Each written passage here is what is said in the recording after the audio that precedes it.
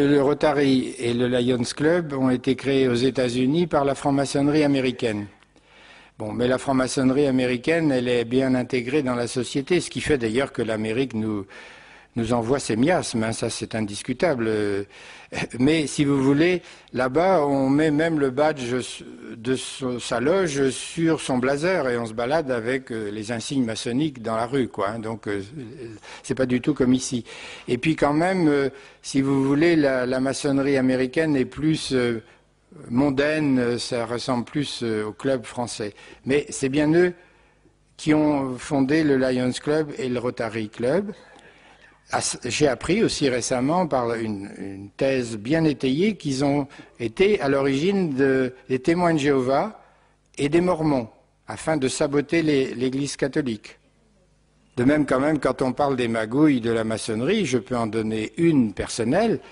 Bon, je n'en suis pas fier, mais c'était quand même avant, largement, longtemps avant ma conversion. Quand j'ai divorcé, la première instance m'a donné tous les torts, ce qui me paraissait injuste parce qu'on avait des torts des deux côtés. Et grâce à un ami franc-maçon, j'ai rencontré le président de la cour d'appel de Rennes qui qui jugeait mon affaire, et j'ai été reçu chez lui pour discuter de mon dossier, ce qui est tout à fait inadmissible. C'est scandaleux, mais je le dis, c'est vrai. Et je ne donne pas le nom du magistrat parce qu'il est encore vivant, mais si vous voulez, c'est pas normal qu'un prévenu ou un plaignant puisse être reçu au domicile du président de cour d'appel pour discuter de son dossier. Bien sûr, j'ai plaidé ma cause, il m'a écouté, mais il m'a écouté certainement d'une oreille favorable puisqu'on était frères. Hein. Alors j'ai eu droit au tort réciproque, c'est ce que je souhaitais. Heureusement, ça n'a pas été plus loin parce que je ne sais pas si j'aurais bien vécu le fait de mettre tous les torts sur ma première femme. J'espère qu'ils se convertiront à temps. Mais ce n'est pas toujours facile, parce que j'ai assisté au moins une fois à la mort d'un franc-maçon. Eh bien, il y avait une garde de francs-maçons autour pour empêcher un prêtre d'arriver. Hein. Pas question qu'un prêtre puisse s'approcher. Le lit était entouré de francs-maçons qui montaient la garde. À l'époque, je n'étais pas croyant, donc ça ne me gênait pas. Mais... Par contre, dans la maçonnerie, lorsqu'on est initié au grade de 18e, là où j'étais le plus haut, l'initiation se fait le jeudi saint au soir. L'initiation s'appelle la scène avec un C. On est autour d'une table ronde ou ovale et le nouvel initié est là avec les anciens et on fait passer aussi une coupe de vin et le pain qu'on partage. Mais il n'y a pas de parole consécratoire. Par contre, je sais qu'au siècle dernier, enfin, au début du XXe et surtout à la fin du XIXe, il y avait des francs-maçons qui allaient à la messe pour prendre des hosties, pour les profaner. Et on lit ça dans l'histoire admirable de Mère Yvonne Aimée de Jésus. Elle allait récupérer, sur indication du Seigneur, elle allait récupérer les hosties chez des francs-maçons qui étaient bien surpris de voir arriver une femme pour récupérer l'hostie. Parce qu'ils se demandaient bien comment elle avait pu avoir cette information. Mais c'est vrai qu'à cette époque-là, j'ai jamais vu ça, moi, de mes yeux vus, dans la maçonnerie, ni de messe noire, ni de profanation d'hostie. Pourtant, Dieu sait si au Grand Orient, on déteste l'Église. En tout cas, c'est une manifestation évidente de l'antéchrist ou de l'antichrist. Moi, j'aimerais mieux en français dire antichrist, parce qu'anti, ça veut dire contre. Anté, ça veut dire avant. Donc, antichrist est peut-être mieux comme mot, si on veut être un peu précis dans le langage. Mais manifestement, je le disais tout à l'heure, ils n'ont pas signé de pacte satanique, comme j'ai connu 2 ou 3 personnes qui avaient signé des pactes sataniques et qui ont fini d'une manière horrible d'ailleurs. Mais ils sont les instruments du malin, ça c'est sûr, ça c'est évident. De même que ne prononcez pas le mot amour devant un franc-maçon, ça le fout en rogne, passez-moi l'expression. Je n'ai jamais entendu le mot amour dans une loge en 15 ans. Jamais le mot amour. Non, ça n'existe pas. Parce que l'adversaire n'aime pas l'amour, et il n'aime pas l'Eucharistie non plus. Maurice Caillé, vous avez parlé d'occultisme tout à l'heure. Dans vos conférences, vous parlez d'occultisme, d'ésotérisme. Est-ce lié à la franc-maçonnerie et quels en sont les dangers? A priori, avant toute chose, la franc-maçonnerie est un ésotérisme.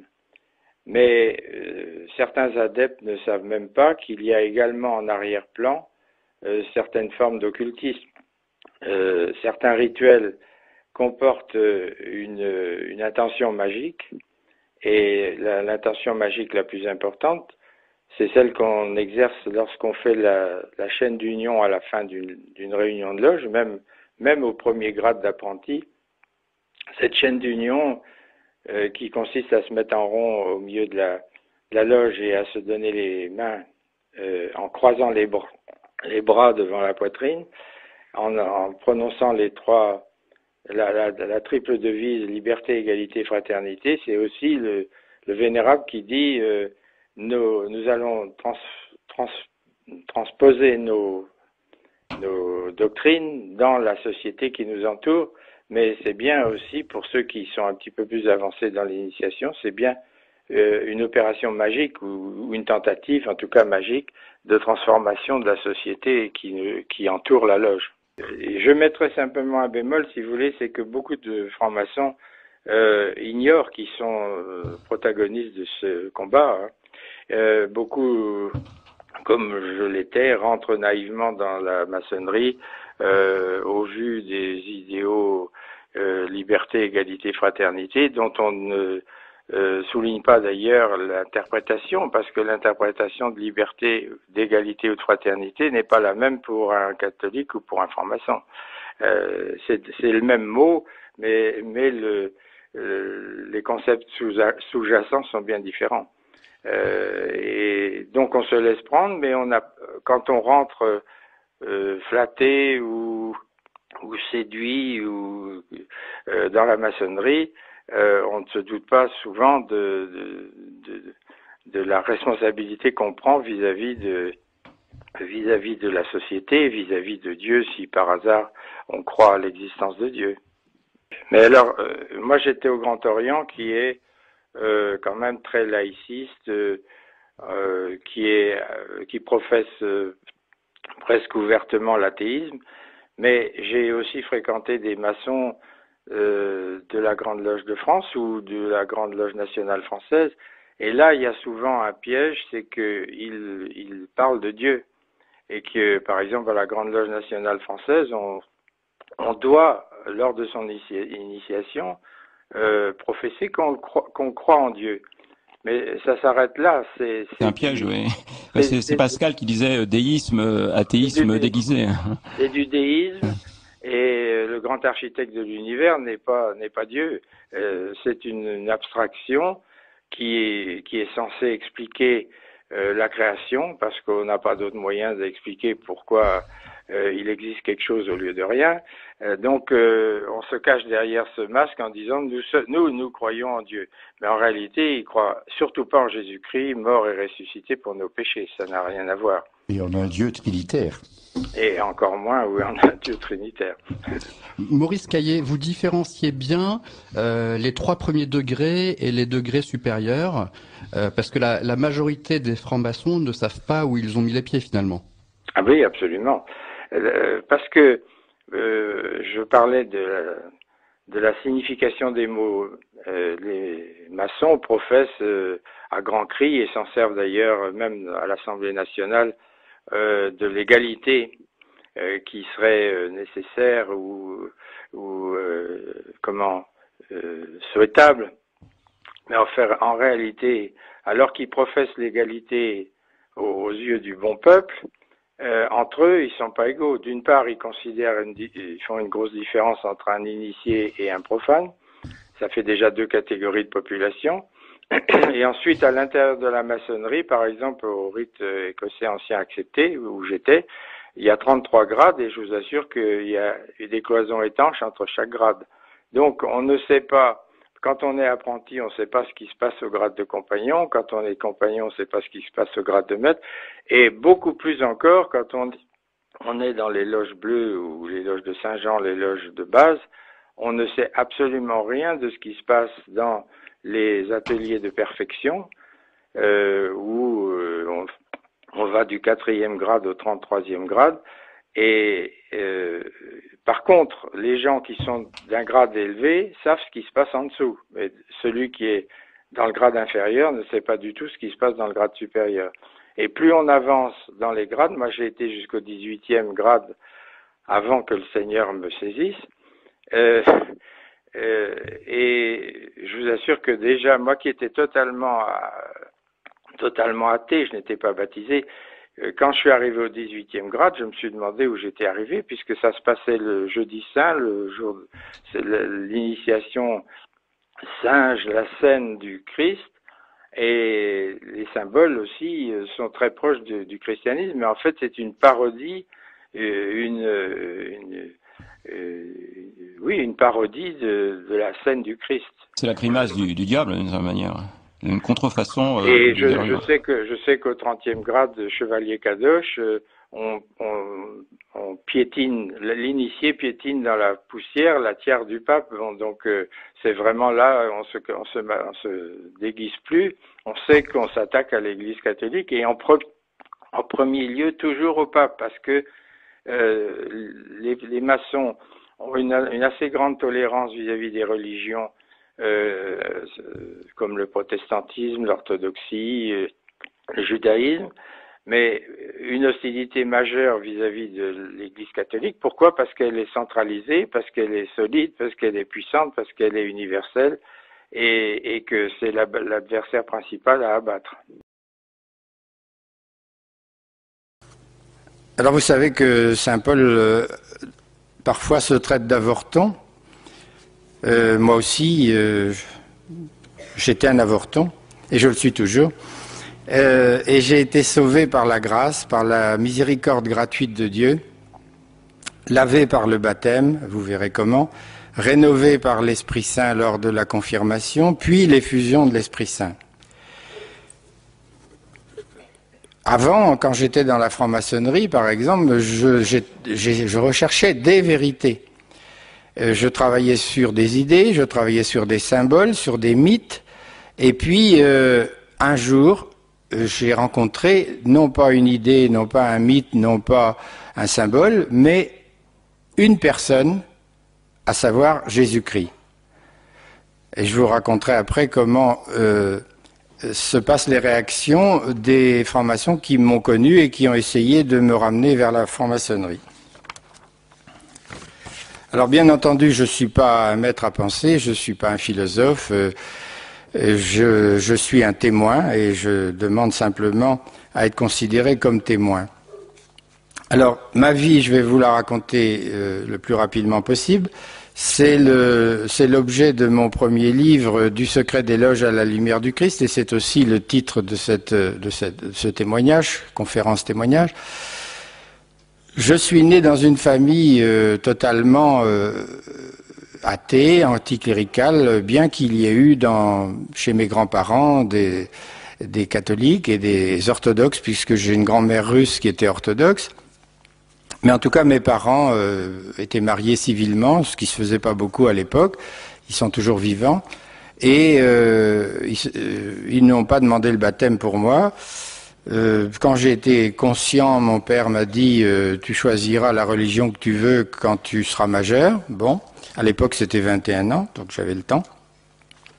Et j'ai fait mes études primaires, secondaires, dans des écoles laïques, lycées laïques, dans les Côtes-d'Armor. J'étais d'ailleurs le seul, je crois, de mes classes à ne pas être baptisé. Parce que même dans les écoles laïques, les enfants étaient baptisés tout de même. Ensuite, j'ai fait des études de médecine en grande partie à Paris, à partir de la deuxième année à Paris.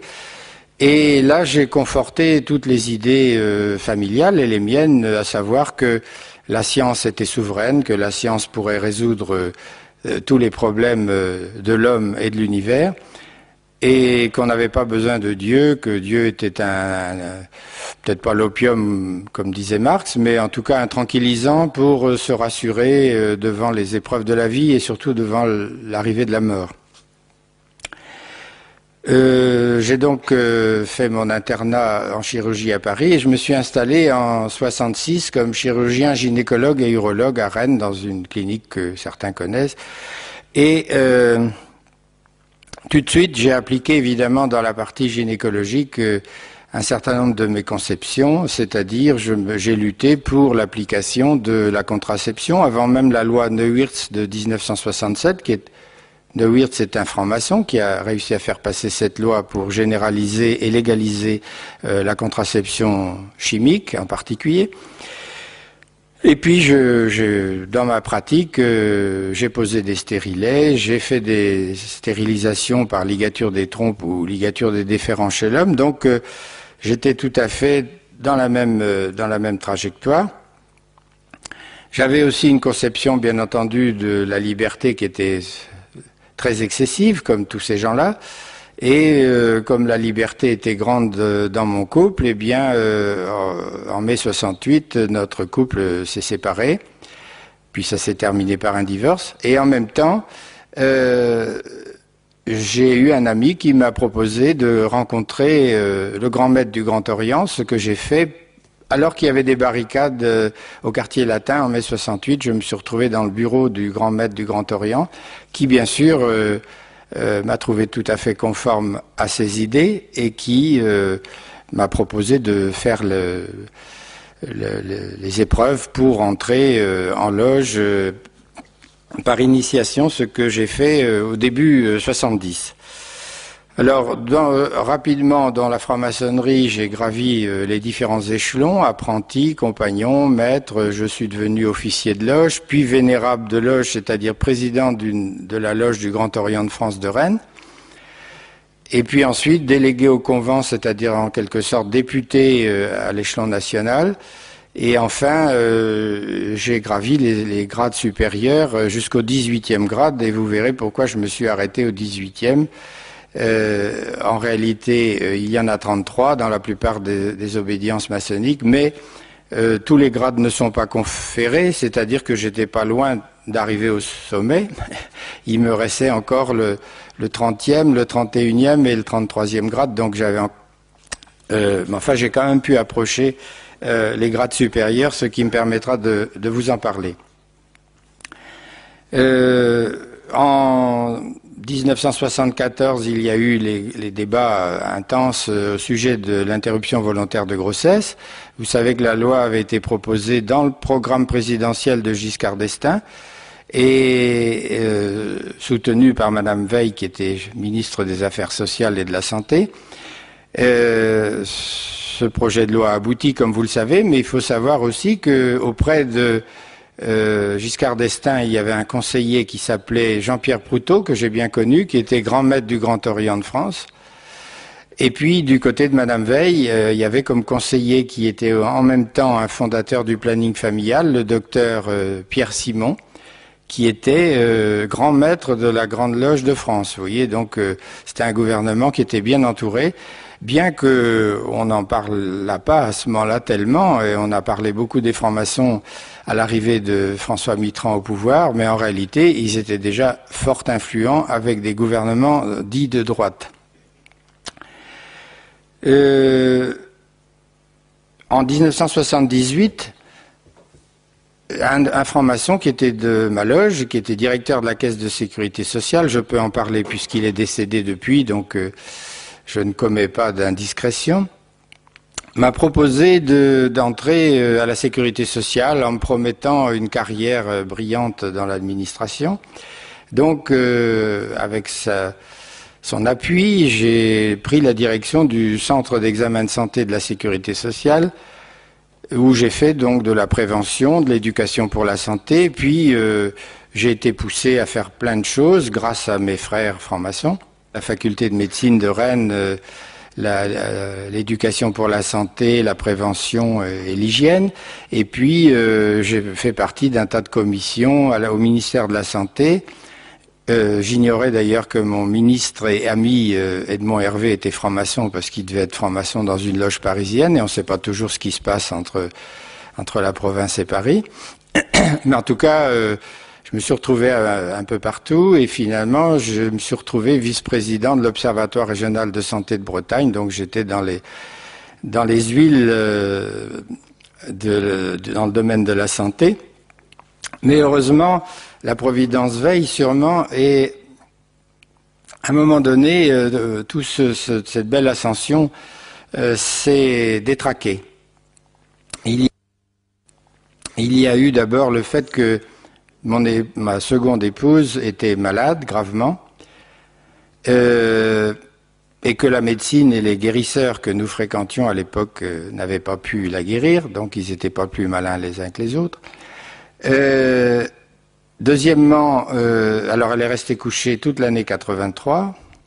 Deuxièmement, notre situation matérielle s'est dégradée parce que, après avoir été chirurgien libéral, je me retrouvais salarié de la sécurité sociale avec des salaires qui étaient nettement inférieurs, et nous avions 4 enfants, plus une jeune femme qu'on avait adoptée avec son bébé parce qu'il n'était pas question de lui faire une interruption de grossesse comme elle l'avait demandé à 5 mois.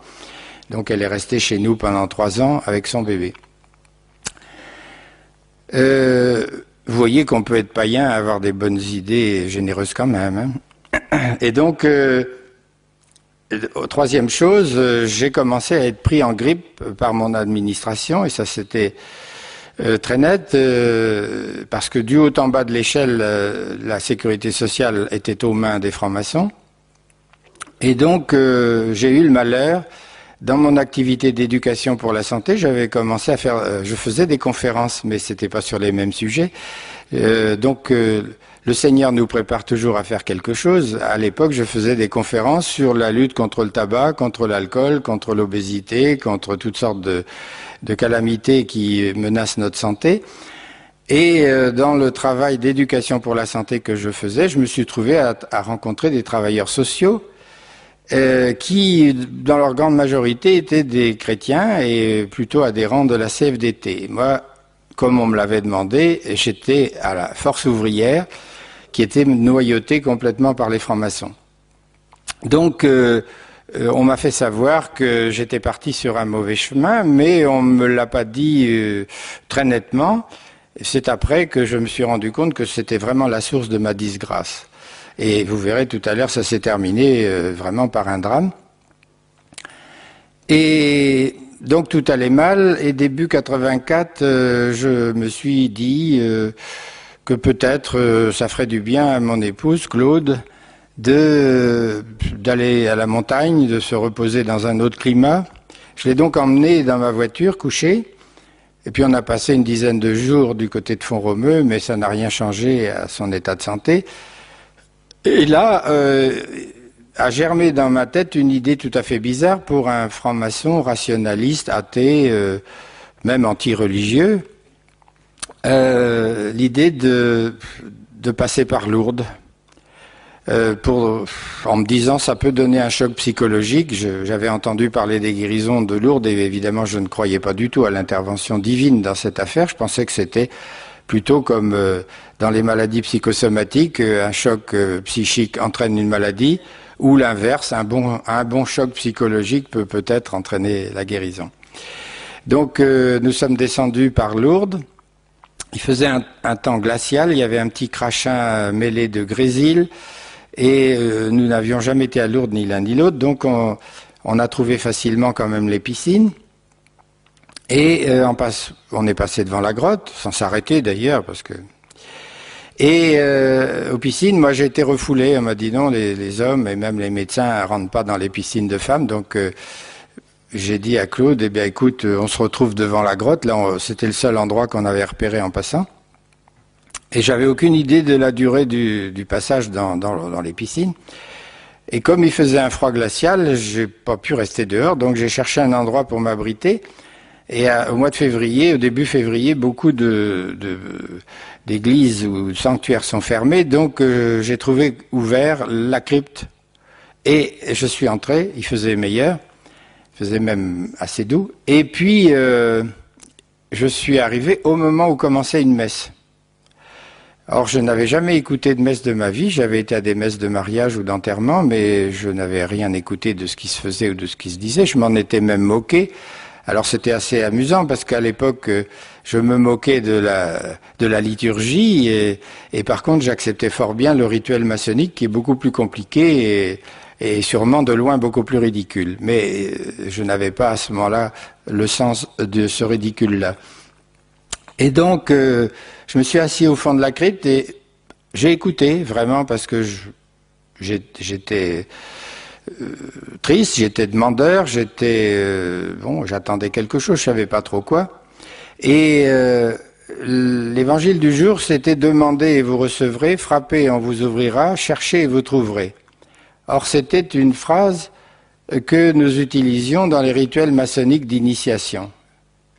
Alors j'étais choqué, et puis quand j'ai entendu le prêtre terminer par parole du Seigneur ou quelque chose comme ça, j'ai dit comment c'est Jésus qui a dit ça. J'avais bien entendu parler de Jésus, j'étais pas totalement ignare au point de vue religieux, encore que ça se limitait beaucoup, en tout cas se limitait à peu de choses. Et puis, comme c'était une petite messe de semaine où il y avait une dizaine de personnes, le prêtre s'est rassis et il y a eu un silence pendant lequel les gens priaient, je suppose. Mais moi, je savais pas prier, je savais pas ce que c'est. Et moi qui m'étais moqué de Jeanne d'Arc et d'autres personnes qui avaient reçu des locutions du ciel, tout d'un coup, dans le silence, j'ai entendu une voix très douce dans ma tête. C'était ni ma conscience, parce que c'était pas une pensée, c'était pas extérieur à moi, c'était intérieur à ma tête. C'est ce que j'ai appris ensuite, qu'il s'agit d'une locution intérieure. Et cette voix douce me disait, c'est bien, tu demandes la guérison de Claude, mais qu'as-tu à offrir? Alors moi, l'offrande, j'avais aucune idée de ce que ça pouvait être. Au contraire, ça me révoltait. Parce que lorsque j'avais vu des religieuses dire à des malades offrez votre souffrance au Seigneur, je les mettais dehors assez brutalement en leur disant donnez des calmants aux malades et puis vous parlerez de votre religion après. Et voilà que là, tout d'un coup, moi je me suis trouvé tout à fait bouleversé. Je ne savais quoi offrir et pourtant en 30 secondes, je n'ai vu qu'une chose à offrir, c'est moi-même. Donc j'ai suivi du regard le prêtre qui sortait de l'église, enfin de la crypte, et qui allait vers la sacristie. Je l'ai rejoint dans la sacristie et je lui ai dit pouvez-vous me baptiser? Alors il a été surpris de voir un grand gaillard de 50 ans qui demandait le baptême comme ça. Moi j'avais vu baptiser des enfants, des nouveau-nés, je savais que ça posait pas de problème. Alors il m'a dit, vous savez, puis en plus j'ai eu l'honnêteté de lui dire que j'étais franc-maçon. Alors là c'était comme s'il avait vu un diable dans son bénitier, il a fait un bond. Il a dit, oh, c'est très compliqué, il faut aller voir l'archevêque de Rennes, ça se passe pas comme ça, etc. Ça a été malheureux parce que ça m'a un petit peu refroidi. Pourtant, en descendant à la grotte, j'ai retrouvé Claude qui était pas guéri. Malheureusement, mais qui a été fort surprise que je lui demande comment on faisait un signe de croix, comment on disait le Notre Père. Elle a cru que je me moquais d'elle. En rentrant à Rennes, la Providence a fait que nous avons rencontré des amis qui étaient orthodoxes de l'église gallicane, Père Patrick, et lui m'a accueilli à bras ouverts en disant c'est pas grave, c'est pas parce que tu es franc-maçon, parce que tu es rosicrucien, parce que, enfin oui, ça j'en ai pas parlé, mais on va en reparler, parce que tu as fait des IVG, parce que ceci, cela, parce que tu fais de l'ésotérisme et de l'occultisme, c'est pas très grave. Du moment que le Seigneur t'a fait un signe, eh ben nous on t'accueille. Bon, si bien que j'ai eu une préparation intensive au baptême, puisque je n'avais plus rien à faire au bureau, j'avais été mis au placard, comme on dit dans les administrations. J'allais au bureau, mais je n'avais rien à faire, donc j'ai lu des livres religieux, et avec une grande avidité d'ailleurs, parce que j'étais pris d'une très grande curiosité de tout ce qui était chrétien. Et j'étais baptisé à Pâques suivant. Chez les orthodoxes, on donne en même temps le baptême aux adultes, le baptême, la communion, la confirmation, donc j'ai eu tout en même temps. Et je vous assure que c'était un bouleversement extraordinaire. C'était encore plus bouleversant qu'à la crypte de Lourdes. J'ai pleuré pendant mon baptême. J'étais vraiment très très touché. Et puis Claude, mon épouse, était là. Elle était debout pour mon baptême. Et 8 jours après, elle reprenait son travail. Donc il y avait un lien. Le mariage aussi, une grande joie extraordinaire. Mariage religieux au cours duquel mon épouse a reçu des grâces extraordinaires. pratiquement pendant une grande partie de la messe de mariage, elle était dans le repos de l'esprit, vous voyez, donc c'était quand même assez spécial. Après, nous avons fait ensemble un parcours dans le renouveau charismatique. Nous avons reçu l'effusion de l'Esprit Saint à Saint-Breladre, à côté de Dole. Et puis, nous avons commencé une nouvelle, puisque j'avais été finalement licencié de la sécurité sociale, nous avons commencé une autre forme de médecine. J'avais pris conscience qu'il n'était pas normal que certains médecins s'occupent des maladies physiques, des maladies du corps, d'autres du psychisme, de l'affectivité du psychisme, et encore d'autres, nos bons prêtres, de l'âme. Donc, j'ai été poussé d'une part, sur le plan intellectuel, à me dire, bon, il faut réconcilier tout ça, il n'y a pas de raison. D'autre part, lors d'un pèlerinage à Lourdes, Claude, mon épouse, a reçu un charisme de connaissance, c'est-à-dire une espèce de, il ne faut pas dire ça, mais enfin, une espèce de lecture des âmes, c'est-à-dire que pendant qu'on priait sur les malades, elle recevait des paroles de l'Esprit Saint qui mettaient le doigt sur la blessure affective, sur ce qui avait été la principale blessure de la personne et qui l'avait rendue malade, soit physiquement, soit psychiquement, soit spirituellement. Et nous avions tout un réseau de prêtres avec qui nous travaillions, et quelques psychiatres parfois éloignés. D'ailleurs, il y en avait une qui était dans l'Orne, avec qui nous confrontions nos points de vue, et nous avons vu des personnes qui guérissaient de maladies, même physiques, à la suite de la prière, ou à la suite d'un sacrement de réconciliation, ou à la suite d'une prière de libération. Et cela fera l'objet du 4e livre que je publie, qui sort ces jours-ci au Sarment, à Paris, et qui paraîtra en principe à partir du 3 avril. Ça s'appellera « Rien n'est impossible à Dieu ». Et en 2 mots, je veux dire pourquoi c'est « Rien n'est impossible à Dieu », parce que c'est la phrase qui m'a frappé le plus.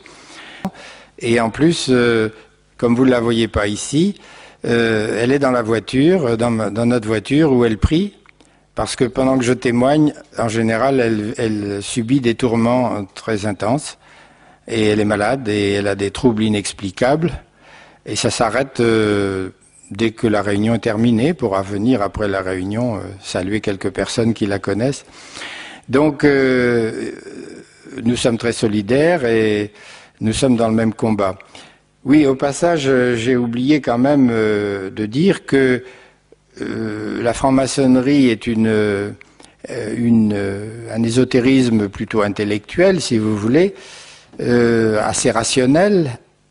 Encore qu'on travaille sur les symboles, c'était pas tellement ma tasse de thé quand je suis entré en maçonnerie, parce que moi j'étais vraiment très rationaliste, il y avait que ce que je voyais, j'étais pire que saint Thomas. Et puis, la franc-maçonnerie, pour certains, c'est un peu comme les drogues douces, vous savez, on prend du cannabis en disant c'est pas dangereux, et puis après on va vers l'héroïne, la cocaïne, ou des choses bien pires. Et là c'est un peu pareil, quand on est entré dans cette démarche ésotérique, on devient curieux. Je l'étais sans doute avant un peu, mais je suis devenu de plus en plus curieux, si bien qu'avec mon épouse on est entré dans l'ordre rosicrucien à Morques, qui parle de choses surnaturelles quand même si c'est pas les bonnes. Et puis, on a appris la radiesthésie, le magnétisme, on a fait du spiritisme, enfin toutes sortes de choses, yoga, tai chi chuan, enfin on a exploré, sophrologie. C'était une avidité incroyable et c'est habituel, c'est-à-dire que il faut bien en parler dès maintenant. Quand le malin nous entraîne dans ce genre d'activité, il est débordant de joie et il nous pousse vers des tas d'autres activités. Et je suis devenu aussi, j'ai appris des techniques de guérison et je suis devenu membre des guérisseurs de France, du GNOMA. Donc j'ai exploré pas mal les techniques de guérison de ces personnes-là, que je ne condamne pas, mais dont je condamne les pratiques. Eux, ce sont souvent des braves gens, mais ce qu'ils font n'est pas toujours recommandable.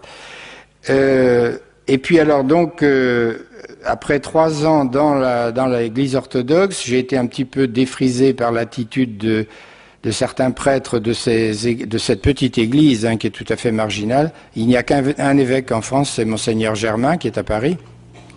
Et Je n'appréciais pas qu'ils disent notamment que la communion n'était pas valide chez les catholiques. Or, comme j'avais quand même fait 1 an de théologie pour me perfectionner, je pouvais quand même affirmer le contraire. D'autre part, j'ai été vraiment émerveillé par le Saint-Père. Un certain nombre de ses gestes m'ont touché très profondément, en particulier la réunion d'Assise en 1986, avec tous les chefs religieux qu'il avait invités. J'ai été touché par la visite du Saint-Père à la synagogue de Rome. C'était la première fois depuis Saint-Pierre qu'un pape entrait dans une synagogue. Et je crois qu'il faut quand même qu'on fasse la paix avec nos frères juifs. Et puis, j'ai admiré tous les efforts du Saint-Père pour l'unité, pour l'œcuménisme, pour la paix dans le monde. Donc, en 87, j'ai demandé mon entrée dans l'Église catholique, ce qui est relativement facile puisque ça ne suppose qu'une lettre manuscrite et signée pour demander, et ça marche dans les deux sens, on peut passer d'une église à l'autre. Il y a très peu de différence d'ailleurs, à part le fameux filioque, selon lequel l'Esprit Saint ne viendrait que du Père pour les orthodoxes et du Père et du Fils pour les catholiques, mais qui sait comment circule l'amour dans la Sainte Trinité, sans doute des esprits beaucoup plus mystiques que moi et que la plupart d'entre nous. Finalement, en 87 aussi, nous avions déjà rencontré quelque temps avant un moine bénédictin de l'abbaye Sainte-Anne de Kergonan à côté de Vannes, avec qui on a sympathisé et qui est resté depuis notre père spirituel. Ça fait 17 ans qu'il nous suit. En tout cas, il y en a un qui est pas content, c'est Toto, comme je l'appelle, c'est-à-dire Satan, parce que pendant que je parle, mon épouse Claude est malade. Et malade d'une manière qui n'est pas explicable médicalement, c'est-à-dire qu'elle me dit, parfois, elle est dans la voiture, là à côté, elle me dit, j'ai des douleurs comme si j'accouchais. C'est pas un symptôme médical habituel. Quand on a son âge, elle a 60 ans, on n'a pas des douleurs d'accouchement. Elle a des tourments, elle a des angoisses terribles. Donc il y en a un qui n'est pas content. Ça c'est sûr. Ce qui prouve bien d'ailleurs que j'attaque un sujet qui est sensible pour l'adversaire. Hein. Sinon il ficherait la paix à mon épouse ainsi qu'à moi. Quant aux adversaires physiques humains, j'ai eu affaire à eux au début. Quand j'ai engagé un procès contre la sécurité sociale, j'ai eu des menaces de mort. Parce que j'avais refusé d'aller devant la justice maçonnique, parce qu'il y a une justice maçonnique, ce qui d'ailleurs est tout à fait scandaleux, il est tout à fait inadmissible. C'est comme si vous disiez, bon, on a un conflit entre catholiques, on va aller devant le tribunal catholique. Ou les protestants, bon, on va aller devant le tribunal protestant, et ainsi de suite. Et pourquoi pas un tribunal pour chaque profession aussi. Bon, donc, moi j'en savais assez à ce moment-là sur la franc-maçonnerie pour savoir que le tribunal maçonnique c'était une mascarade pour favoriser les plus pourris de la maçonnerie. Donc, lorsque j'ai vu qu'on me mettait au placard, j'ai été au prud'homme. C'était normal, j'étais salarié de la sécurité sociale. Et là, j'ai eu chez moi un homme de valeur qui était prof de fac, qui était secrétaire régional de Force ouvrière, qui était franc-maçon de la Grande Loge de France et qui m'a dit si tu vas au prud'homme, méfie-toi qu'il ne t'arrive la même chose qu'à Lucet à Marseille. Lucet, c'est un directeur de caisse de sécurité sociale qui s'est suicidé de 2 balles dans la tête, dans la nuque. Alors la première balle, c'est facile. Enfin, j'ai pas essayé, mais j'ai quand même lu des livres de médecine légale. Bon, la première balle là dans la nuque, et puis ça marche, hein, ça vous cisaille le bulbe en une fraction de seconde, donc réussite parfaite. Mais lui, il en avait 2. Et on a quand même conclu au suicide et au non-lieu au bout de 10 ans. Bon. Alors maintenant, est-ce que... après, j'ai continué, j'étais au prud'homme, j'étais en cour d'appel, ils m'ont amené en cour de cassation et j'ai gagné tous mes procès grâce à un avocat chrétien. Et un avocat catholique qui m'a dit, moi, vous seriez en procès contre le président de la République, ça ne me dérangerait pas, même s'il est franc-maçon ou s'il est autre chose, je suis là pour vous défendre, je me base sur les faits réels et je vous défendrai. Et il nous a défendus tous les deux, puisque mon épouse aussi a eu le même sort. Elle a été licenciée sans raison quelques mois après moi. Actuellement, comme je vous ai dit, il ne faut pas avoir peur, donc a priori, j'ai pas peur. Et deuxièmement, il me semble que m'étant manifesté par écrit, oralement, bon, s'il m'arrivait quelque chose, on saurait quand même bien d'où ça vient. Déjà, quand j'étais encore franc-maçon quand j'ai eu les menaces de mort, mais je ne me pliais pas à la loi maçonnique, mais j'étais déjà converti aussi. Et parce qu'il y a eu une période, évidemment, où d'ailleurs, entre parenthèses, j'ai eu une première conversion, si on peut dire, puis une deuxième. La première, c'était Lourdes, comme je vous ai raconté, et la deuxième, c'est quand j'ai eu l'effusion de l'Esprit Saint à Saint-Brelade, où là, j'ai abandonné toutes mes pratiques occultes et ésotériques, jusqu'au pendule. Ça a été le plus dur, parce que c'était devenu une drogue, le pendule. Hein. À chaque fois qu'on a une décision à prendre, on prend son pendule, même pour tester un médicament. Donc, je me suis débarrassé, à ce moment-là, après l'effusion de l'Esprit Saint, de toute pratique occulte ou ésotérique. Mais donc quand j'ai eu ces menaces de mort, j'ai eu un bon réflexe quand même. J'avais un cousin breton qui était aux renseignements généraux à Paris. Alors je lui ai écrit une lettre en disant que j'avais eu une menace de mort venant de telle personne et que s'il m'arrivait quelque chose, il fallait qu'il sache que je n'avais aucune tendance au suicide. Et je ne savais pas si ce cousin était franc-maçon. Je pense qu'il devait l'être. Et justement, ça a été bénéfique parce que l'information a dû passer par derrière et après, j'ai pas eu d'autres menaces. Bon, je ne dis pas que un jour il m'arrivera pas un accident, mais qu'est-ce que vous voulez? La franc-maçonnerie est une association philanthropique et philosophique et qui existe depuis le début du XVIIe siècle, exactement, je crois, depuis le 24 juin 1717. Ça a été fondé d'abord à Londres, en principe à partir des loges maçonniques opératives qui étaient les bâtisseurs de cathédrales, mais c'est un départ un peu obscur. Tout ce qu'on sait, c'est que il y a eu création à ce moment-là de la Grande Loge Unie d'Angleterre. À partir de 4 loges anciennes constituées déjà de bâtisseurs bien sûr, mais aussi d'intellectuels qui avaient pénétré les loges parce que c'était un endroit où on pouvait discuter en secret. Il faut dire qu'à l'époque, il n'était pas facile d'organiser des réunions comme celle-ci. On aurait eu tout de suite les rois ou les princes qui nous seraient tombés sur le dos, voire les autorités ecclésiastiques d'ailleurs aussi. Alors, l'organisation de la maçonnerie, il y a plusieurs obédiences, mais vous lancez pas là-dedans, c'est pas très important. Il y a le Grand Orient de France, la Grande Loge de France, la Grande Loge nationale française, il y a la Grande Loge féminine, il y a le droit humain qui est mixte, il y a tas de choses, peu importe. Parce qu'en définitive, la structure est la même et les objectifs sont les mêmes. Il y a une structure démocratique de base qui paraît tout à fait rassurante, c'est ce qu'on appelle les ateliers de base ou loges de base ou ateliers bleus ou loges de Saint-Jean. C'est les mêmes noms, enfin c'est des noms différents pour la même chose. Ce sont des ateliers où on confère les grades d'apprentis, de compagnons et de maîtres. C'est la base. Dans ces loges, les responsables sont élus. Les officiers, le vénérable sont élus.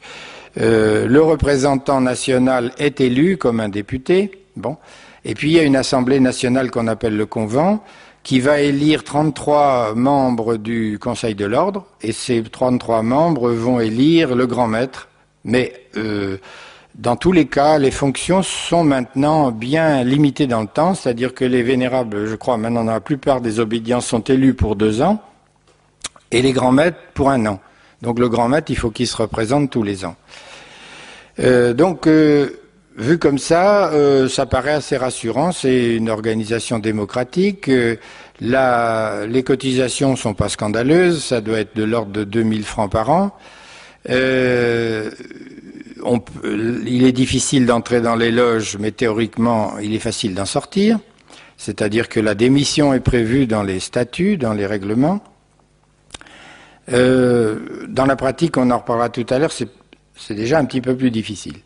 Bon, ça c'est la structure visible, celle dont on parle dans les journaux, celle que on met en cause dans les scandales qui frappent la maçonnerie actuellement. Entre parenthèses, à mon avis, on parle trop des scandales qui touchent quelques personnes, bien entendu, et on ne parle pas assez de la dangerosité de la philosophie maçonnique qui imprègne toute notre société. Parce que qu'il y ait des mafieux là, il y en a ailleurs, il n'y a pas que dans les milieux maçonniques, malheureusement, il y en a partout. Il y en a peut-être un peu plus là parce qu'il y a le secret qui favorise les relations discrètes et même secrètes. Mais on ne parle pas assez dans les journaux, qu'ils soient de droite ou de gauche, qu'ils soient chrétiens ou pas, on ne parle pas assez de la gravité de la philosophie maçonnique. On va en reparler tout à l'heure. Et c'est elle qui imprègne nos sociétés depuis 250 ans et qui font que nos sociétés vont vers la décadence. Vous savez que toutes les grandes sociétés de l'histoire, que ce soit les Égyptiens, les Grecs, les Romains et tout ça, ont connu des périodes d'expansion, de développement, de rayonnement, et puis ensuite il y a la décadence. Alors pour moi, actuellement, notre société, qui n'est même plus une civilisation, est dans la phase décadente, et il est temps qu'on remonte le courant. Alors au-dessus du grade de maître, il y a ce qu'on appelle les hauts grades. Alors là, c'est plus du tout la même chose. D'abord, vous en entendrez parler rarement dans les journaux. Ce sont des grades qui sont conférés à partir du 4e grade, le grade de maître étant le 3e. Et ces grades sont conférés par cooptation. C'est-à-dire qu'un maître, un jour, va être visité par deux frères de grade plus élevé qui vont lui dire « On t'a remarqué, t'es quelqu'un de bien ». Donc on te propose d'entrer au chapitre au 4e grade. On ne sait pas pourquoi, on n'a pas d'explication. Et par ailleurs, il y a des maîtres qui restent maîtres 15 ans, 20 ans, 30 ans, sans que jamais on leur propose d'accéder au grade supérieur. C'est pas du tout à l'ancienneté, c'est au choix. Ensuite, il y a différentes tranches de grades, et ces tranches se répartissent en chapitres, aréopages, conseils philosophiques selon les grades, et là encore il y a étanchéité totale entre les différents loges rouges, et des loges rouges, ou les loges blanches, ou des loges noires. Bon, il y a pas de passage. En tout cas, il n'y a pas de passage dans ce sens que ceux qui sont dans les grades inférieurs ne savent jamais ce qui se passe dans les grades supérieurs. Par contre, ceux qui sont dans les grades supérieurs, ils doivent aller régulièrement dans les loges de base. Ils ont l'obligation, comme tout maçon, d'aller tous les 15 jours à une tenue en loge. Et là, ces messieurs viennent avec les tenues normales de maître, avec les cordons, les tabliers, vous savez, les petits tabliers de cuir assez ridicules, mais enfin c'est comme ça, des gants blancs et tout, on est angélique. Et dans une loge de base, on ne sait pas qui est 30e, qui est 33e, qui est 18e. On ne sait pas. Et on ne sait pas que ces gens de grade supérieur écoutent tout ce qui se dit dans la loge de base. Donc il y a un contrôle, il y a une cooptation, il y a un élitisme, c'est-à-dire que, entre guillemets, les meilleurs montent dans les grades supérieurs, mais la définition des meilleurs, elle est difficile à établir. Elle dépend du flair des plus gradés, et surtout, je pense, de la bonne correspondance entre l'état d'esprit du candidat et les buts réels de la franc-maçonnerie. Alors on va parler des buts tout à l'heure, vous verrez. Pour le reste, ne vous attardez pas sur les problèmes de maçonnerie régulière ou irrégulière, c'est des disputes entre obédiences. Bon, les Anglais et les Anglo-Saxons prétendent être des maçons réguliers derrière la Grande Loge Unie d'Angleterre. Ils sont restés très sexistes puisque dans les loges anglo-saxonnes, il n'y a pas de femmes. En Europe, la maçonnerie dite irrégulière, enfin elle est dite irrégulière par les anglo-saxons, il y a des loges masculines, il y a des loges féminines, mais il y a aussi des loges mixtes. Donc il y a une petite ouverture vers les femmes, mais il faut savoir qu'au début de la franc-maçonnerie, on n'admettait ni les femmes ni les Noirs, ni les Juifs, ni les esclaves. Vous voyez, c'était très démocratique quand on dit que les principes de la maçonnerie sont liberté, égalité, fraternité, et ça existait déjà dès le départ. Vous voyez ce qu'ils en faisaient de la liberté, de l'égalité et de la fraternité. Alors, maintenant, peut-on être chrétien et franc-maçon? Vous pourrez me poser des questions tout à l'heure. Vous pouvez aussi me poser des questions sur tout ce qui concerne les activités occultes, hein. Les rosicruciens, le magnétisme, la radiesthésie, les techniques de guérison, le spiritisme qui a occupé une partie aussi de notre activité. Mais je ne peux pas parler de tout. Le sujet, c'était bien la franc-maçonnerie, donc je vais insister sur ce sujet-là. Alors, je prétends, après avoir été 15 ans franc-maçon et 18 ans chrétien, je prétends qu'on ne peut pas être les deux. Hein, je vous l'ai dit déjà tout à l'heure. Pour moi, c'est totalement inconciliable. Alors pour la franc-maçonnerie et le christianisme, et surtout pour le catholicisme et l'orthodoxie que je connais, je n'aurai pas les mêmes réserves pour le protestantisme, d'abord parce que je connais mal le milieu protestant, et de plus, vous verrez qu'il y a des connivences entre la franc-maçonnerie et le protestantisme, bien que j'appelle de tous mes vœux la réconciliation et l'union avec les protestants. Hein. Il ne faut pas me faire dire ce que je ne dis pas, mais il y a une responsabilité des protestants dans les origines de la maçonnerie, et je vais vous le dire tout de suite. Donc sur les origines, je ne vais pas trop insister, parce qu'on a parlé des maçons opératifs qui construisaient les cathédrales. Il y a même eu des conciles à Rouen et à Avignon en 1189 et en 1326 qui ont condamné les confréries maçonniques opératives, les constructeurs de cathédrales, parce que justement déjà ils avaient le secret, ils avaient le langage codé ou secret, et ils se réunissaient dans des endroits fermés qu'on appelle les loges, puisque même actuellement dans les chantiers, vous avez vu ces petites roulottes jaunes sur 2 roues, eh bien ça s'appelle des loges, c'est là qu'on discute du plan et de l'architecture de ce qu'on est en train de construire. Mais avant, c'était totalement fermé, et c'était là que les anciens constructeurs ou les anciens architectes se réunissaient en lieu fermé.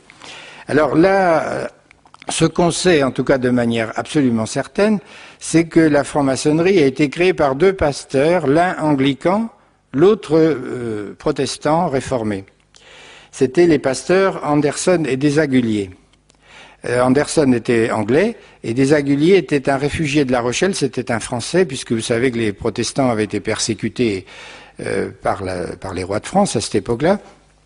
Et donc, ces messieurs ont présidé à la création des loges spéculatives, comme on les appelle, c'est-à-dire des loges intellectuelles, où on discute philosophie, société, etc., où on débat des idées. Et en 1723, Anderson a publié les constitutions de base de la franc-maçonnerie. Et ces constitutions, je les ai reproduites volontairement dans ce livre, le deuxième, la franc-maçonnerie, un péché contre l'esprit. Donc, si vous voulez, il est quand même extraordinaire que 2 pasteurs aient écrit un texte constituant la franc-maçonnerie en employant le mot de Dieu une fois, et encore dans le titre d'un chapitre. Concernant Dieu et la religion, les hommes se mettront tous d'accord sur une religion sur laquelle, une religion sans consistance qui serait celle sur laquelle tous les hommes seraient d'accord. La franc-maçonnerie, c'est un ésotérisme, c'est-à-dire c'est un enseignement secret transmis par des initiations. Et il y a beaucoup d'ésotérisme qui se transmettent ainsi, et c'est ce que j'ai vécu aussi en partie dans les Rose-Croix, bien qu'ayant moins adhéré à la Rose-Croix qu'à la franc-maçonnerie. Alors, d'abord, l'ésotérisme, je l'ai évoqué tout à l'heure, c'est l'enseignement secret de l'occultisme. L'occultisme et la magie, c'est l'application pratique de l'ésotérisme. Et en plus, même sans interroger spécifiquement les esprits, on en reparlera des esprits, mais enfin, ceux-ci participent à l'ésotérisme, à l'occultisme et à la magie. Par exemple, lorsque je vous avais parlé de la maçonnerie, je vous avais dit, la maçonnerie n'est pas satanique, mais c'est une porte d'entrée pour le malin, c'est un moyen d'action pour le malin. Il est donc présent. Et d'autant plus présent que personne ne s'en méfie, même pas les francs-maçons. Et c'est pareil pour toutes les formes d'occultisme, pour la magie, pour le spiritisme. On se croit parfois à l'abri de Toto, comme je l'appelle, de l'adversaire, de Satan. Alors l'ésotérisme est une doctrine secrète suivant laquelle certaines connaissances ne peuvent être ou ne doivent être vulgarisées, mais communiquées seulement à un petit nombre de disciples qu'on appelle des initiés, avec ou sans initiation, mais le plus souvent c'est avec initiation. Alors ce qui est important, c'est de voir ce qu'il y a derrière. Tout l'ésotérisme, aussi bien occidental qu'oriental, c'est-à-dire qu'on verra des analogies entre l'ésotérisme qui se vit en Europe et l'ésotérisme hindou ou tibétain. Les hommes sont tous fabriqués de la même façon et ils se compromettent de la même façon avec l'adversaire. Tout l'ésotérisme en Europe est dérivé de la gnose, qui était une théorie qui essayait très vite après la résurrection de Jésus de détruire les bienfaits du christianisme en mélangeant, comme on dit par syncrétisme, toutes sortes de théories philosophiques qui étaient plutôt grecques, des pratiques initiatiques qui existaient en Égypte notamment, et d'essayer de mélanger tout ça, mais pour enlever le sel du christianisme. Et puis pour introduire ce qui est dans le péché originel, dans la Genèse, le désir d'avoir la connaissance des mystères. Et tous les ésotérismes vous promettent la connaissance, avec un grand C, qui n'existe nulle part. Vous pouvez prendre n'importe quel dictionnaire, même le plus volumineux, vous ne trouverez pas connaissance avec un grand C. Et pourtant, dans tous les ésotérismes, on vous dit « Ah, vous allez avoir la connaissance avec un grand C » ou « Vous allez avoir la lumière avec un grand L ». Bon, moi j'ai été initié, j'ai initié des gens, j'ai jamais vu cette lumière pour être honnête. Hein. C'est pas la lumière de la transfiguration du Tabor, ce n'est pas la lumière qui entourait Saint Séraphin de Sarov quand Molotilov lui parlait, c'est pas du tout la même chose, c'est pas la lumière divine. Hein. Ce qui est caractéristique de tous ces ésotérismes, c'est que la notion de Dieu n'est pas celle des chrétiens. Même si les ésotéristes parlent de Dieu, c'est un Dieu impersonnel, c'est une énergie universelle, elle est présente partout. Toutes les créatures, et encore pour eux il n'y a pas de créatures puisqu'il n'y a pas de création, tous les êtres, les choses, les animaux, les êtres humains sont des émanations de cette énergie primordiale et aussi en quelque sorte sont divins à des degrés divers. Donc il y a des degrés de matérialité ou de spiritualité variables, on est plus ou moins élevé, ce qui permet d'ailleurs aux ésotéristes et aux occultistes de se dire plus élevé dans la spiritualité. Est-ce que vous avez jamais entendu un chrétien dire à un autre « Moi, je suis plus élevé que toi dans la spiritualité ». En général, c'est pas une preuve d'humilité et il vaut mieux s'enfuir devant ce genre de personnage. Et par ailleurs, donc cette notion de Dieu fait que tout est Dieu. Et on appelle ça le monisme ou le panthéisme, mais peu importe, vous comprenez bien la différence, c'est pas le Dieu personnel comme est Jésus-Christ, qui est à la fois Dieu et homme, et avec qui on a une relation personnelle, comme on a une relation avec son époux, avec son épouse, avec ses enfants, avec ses parents, c'est une relation face à face.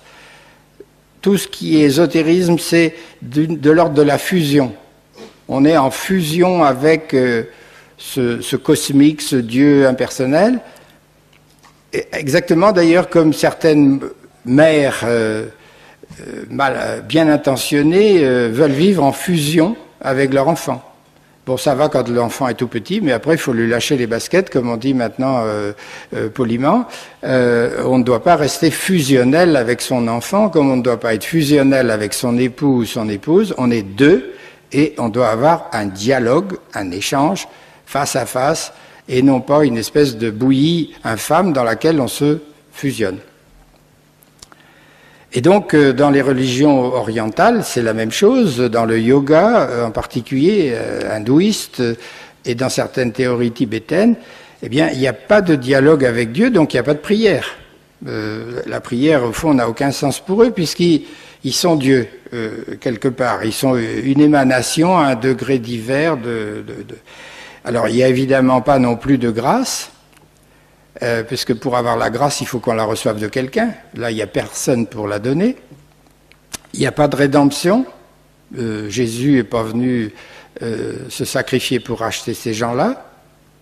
Et ils ne le souhaitent pas, d'ailleurs. Et d'ailleurs, s'ils veulent bien parler de Dieu, ils ne veulent surtout pas parler de Jésus-Christ, homme et Dieu.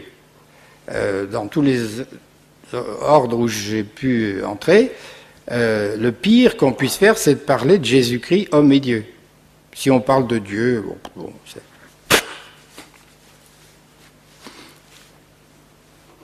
Alors il n'y a pas de pardon, évidemment, de la part de Dieu. Dans les ésotérismes, il y a les êtres humains profanes considérés comme inférieurs, ils n'ont pas été initiés, donc c'est des pauvres types, hein. Et puis il y a les êtres supérieurs ou initiés qui savent des choses. Alors, même quand il n'y a pas des initiations officielles, même chez les guérisseurs où on se transmet des secrets, il y a ceux qui savent et puis il y a ceux qui ne savent pas. Et puis il y a une hiérarchie, il y a un certain dédain pour ceux qui sont en dessous. Or, j'espère qu'entre chrétiens, il n'y a pas de dédain. Et d'ailleurs, dans tous les ésotérismes, il y a des hiérarchies de grades, de pouvoir. Et puis, on vous flatte, on vous dit vous êtes quelqu'un de formidable, comme dans les ordres initiatiques où la séduction est omniprésente. Avant que vous rentriez chez les francs-maçons ou les rosicruciens, on vous dit toujours que vous êtes quelqu'un de formidable et qu'on a besoin de vous, que vous êtes quelqu'un d'essentiel, qu'il faut venir, que vous avez plein de qualités. La vérité, c'est que on ne peut pas être objectivement, véritablement, et même philosophiquement, on ne peut pas être à la fois catholique et franc-maçon sous peine de vivre dans la contradiction interne. Il y a rien de pire que ça. C'est comme les gens qui veulent être à la fois bouddhistes et catholiques, ou quelqu'un qui voudrait être musulman et catholique. Il faut savoir choisir. Les spiritualités ne se mélangent pas comme on veut le faire actuellement. Les décisions de la Congrégation pour la doctrine de la foi sont toujours les mêmes. Il n'est pas permis à un catholique, et encore moins à un prêtre, mais enfin un catholique, quel qu'il soit, d'être franc-maçon, sous peine d'être privé de communion. Les papes ont commencé à condamner la franc-maçonnerie dès 1738, c'est-à-dire 21 ans après la création de la franc-maçonnerie, il y avait déjà des condamnations. En tout cas, il y a une chose certaine, c'est qu'en France, en Angleterre, ça faisait pas de doute, tous les premiers maçons étaient évidemment pas favorables à l'Église catholique, puisqu'ils étaient anglicans ou protestants, et puis ils n'étaient pas non plus du tout favorables au prêtre de Rome, à l'évêque de Rome, donc il y avait une hostilité vis-à-vis de Rome. Mais en France, on a dit, ah oui, mais en France, la franc-maçonnerie s'est installée en 1725, il y avait des chrétiens et des catholiques, c'est vrai, il y a même eu des princes du sang qui étaient francs-maçons, le duc d'Orléans et d'autres, il y a eu plein de princes qui ont adhéré à la franc-maçonnerie et qui étaient soi-disant très chrétiens. Mais en réalité, quand on regarde un petit peu tous ces gens-là, ils étaient chrétiens, ils étaient catholiques, c'est vrai, mais ils étaient gallicans, c'est-à-dire qu'ils voulaient se libérer de la tutelle de Rome. Ils voulaient que l'Église européenne soit comme les églises orthodoxes, c'est-à-dire autocéphale, c'est-à-dire qu'il y ait un patriarche par pays, comme ça fonctionne pour l'Église orthodoxe. Vous avez le patriarche de Russie qui a sous sa juridiction toute la Russie, vous avez le patriarche de Constantinople, etc. Mais récemment, j'ai eu l'occasion de rencontrer un journaliste qui fréquente beaucoup le Vatican et qui connaît bien les dessous, si j'ose dire, non pas des prélats, mais les dessous des affaires vaticanes, et je lui posais cette question, et il m'a dit, rassurez-vous, il y a quelques prélats arrivistes qui sont affiliés aux loges anglo-saxonnes, mais soyez tranquilles, Tant qu'il y aura les trois piliers que sont le Saint-Père, Monseigneur Gantin et Monseigneur Ratzinger, les francs-maçons n'auront aucune influence à Rome. C'est impossible. Donc il ne faut pas avoir peur non plus. Là, effectivement, on peut avoir des erreurs. Un prêtre ou un évêque, il peut se tromper comme nous, il peut frapper à la mauvaise porte, il peut avoir été séduit, parce que la méthode de recrutement des francs-maçons, comme dans les sectes, c'est la séduction. On commence par vous dire que vous êtes quelqu'un de formidable, qu'on a besoin de vous, et puis qu'il faut le rapprochement entre, mettons, l'Église et puis la franc-maçonnerie. Et puis il y a aussi des prêtres qui se font avoir. J'en ai connu un, et il y en a plusieurs dans ce cas-là. On peut être invité en loge en tenue blanche. La tenue blanche, c'est une tenue de la loge qui a un rituel spécial. C'est pas le rituel habituel. C'est pas l'intégralité du rituel. Donc, celui qui est reçu ne voit que ce qu'on veut bien lui montrer. D'autre part, en général, on choisit un sujet bien pensant, si j'ose dire, entre parenthèses. Il est certain qu'on va pas inviter un évêque à une tenue blanche pour parler de l'euthanasie ou de l'avortement.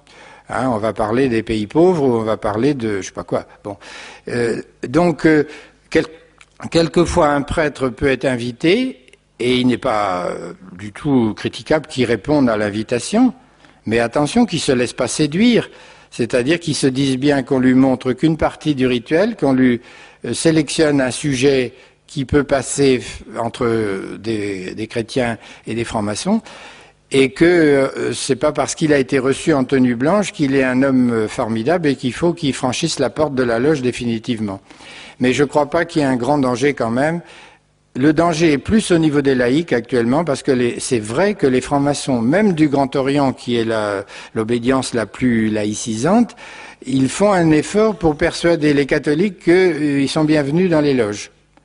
Il y a un effort de séduction indiscutable vis-à-vis des chrétiens. Et évidemment, ça fera des mauvais chrétiens, ce qui fera plaisir aux francs-maçons, parce que dès l'instant où vous passez l'initiation, moi j'ai admis des catholiques en loge, mais on les a admis que dans la mesure où ils ont dit qu'ils voulaient bien remettre en question les dogmes de l'Église catholique.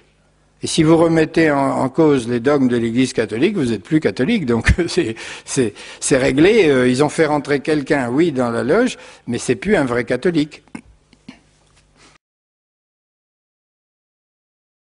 Les fondements de la franc-maçonnerie et ceux de l'Église sont également tout à fait opposés. Par exemple, vous savez bien que le christianisme a des fondements historiques, qu'il y a eu des témoins véridiques, authentiques, comme Saint Jean, comme d'autres, qui ont vu Jésus vivant, qui l'ont vu mort sur la croix, qui l'ont vu ressusciter, qui ont mangé avec lui du pain et du poisson après sa résurrection, qui ont touché ses plaies, comme Saint Thomas. Donc c'est une réalité absolue. Et en plus, il y a des historiens comme Flavius Joseph, historien romain, qui a parlé de Jésus, ce juif qui a été crucifié. Enfin bon, pour lui, c'était pas très important à l'époque. Ce n'était qu'une anecdote, mais ça existait bien. Par contre, la franc-maçonnerie, elle n'est pas fondée sur des bases historiques. Elle est fondée sur des mythes. Qu'est-ce que c'est qu'un mythe? C'est un petit peu comme une fable.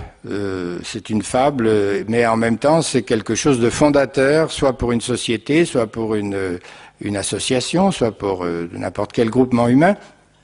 Et alors les francs-maçons se fondent sur le mythe d'Hiram. Hiram, il est cité dans la Bible comme le constructeur, l'architecte du temple de Salomon. Fils d'un forgeron de Tyr et fils d'une veuve qui était la veuve d'un forgeron de Tyr. Enfin ça c'est dans la Bible, c'est authentique, je crois que c'est dans les Rois qu'on trouve ça. Mais les francs-maçons ont déformé ça. Ils ont pris Hiram, ils l'ont récupéré pour eux, et puis ils ont créé un mythe véritable, c'est-à-dire qu'ils ont dit que Hiram avait été assassiné par des mauvais compagnons, et ça n'existe pas dans la Bible, ni aucun texte historique. C'est donc une invention pour montrer que le compagnon doit attendre que le maître le forme, pour recevoir le grade supérieur, pour devenir maître lui-même, et qui n'a pas le droit d'user de la force ou de la ruse ou de n'importe quel procédé pour acquérir des connaissances supérieures. Et la plupart des initiations, en tout cas à partir du grade de maître, tournent autour de ce fameux Hiram. Vous savez bien sûr qu'en ce qui concerne les principes, la religion catholique en tout cas et la religion orthodoxe reposent sur un certain nombre de dogmes, sur des révélations divines et sur des dogmes, et qu'il est difficile, il est même difficile pour des théologiens de les contester. Malheureusement, il arrive à des théologiens de tenter de le faire. Bon, nous vivons avec des dogmes comme l'incarnation, l'Assomption, l'Immaculée Conception, et puis l'Église catholique, en tout cas, a la prétention, mais justifiée, d'apporter à l'humanité la vérité. La vérité sur l'homme, sur Dieu, sur les relations entre l'homme et Dieu, pas bien sûr la vérité sur le fonctionnement d'un moteur de diesel ou sur... bon, ça c'est des vérités scientifiques, c'est tout autre chose. Mais sur toutes les vérités métaphysiques, ça a été révélé, et en particulier par Jésus-Christ. Bon, ça a commencé avec Moïse et les commandements, et Jésus, vrai homme et vrai Dieu, lui, il nous a apporté la vérité métaphysique sur la Trinité, sur des tas de choses. Et puis, dans sa chair, il a vécu des choses qui ne pouvaient pas passer inaperçues, bien entendu. Les francs-maçons, par contre, eux, ils professent une philosophie humaniste, c'est-à-dire que tout tourne non pas autour de Dieu, mais autour de l'homme.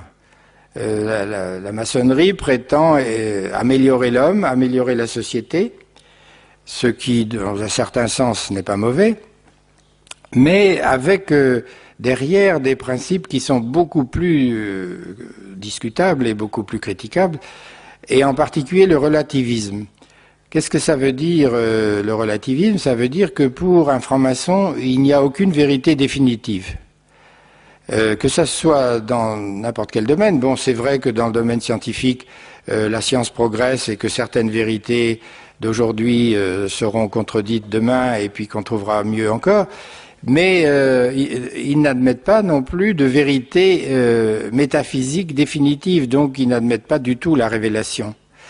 Et d'ailleurs, il y a un chroniqueur du Monde qui s'appelle Henri Tinck, qui est le chroniqueur religieux du Monde. Il y a quand même un chroniqueur religieux au Monde, et il a dit pour les francs-maçons, c'est le relativisme érigé en dogme, c'est-à-dire que d'ailleurs au cours de l'initiation, au premier grade, on dit au nouveau, à l'initié, on lui dit aucune vérité n'est indiscutable et aucune croyance n'est à l'abri du doute.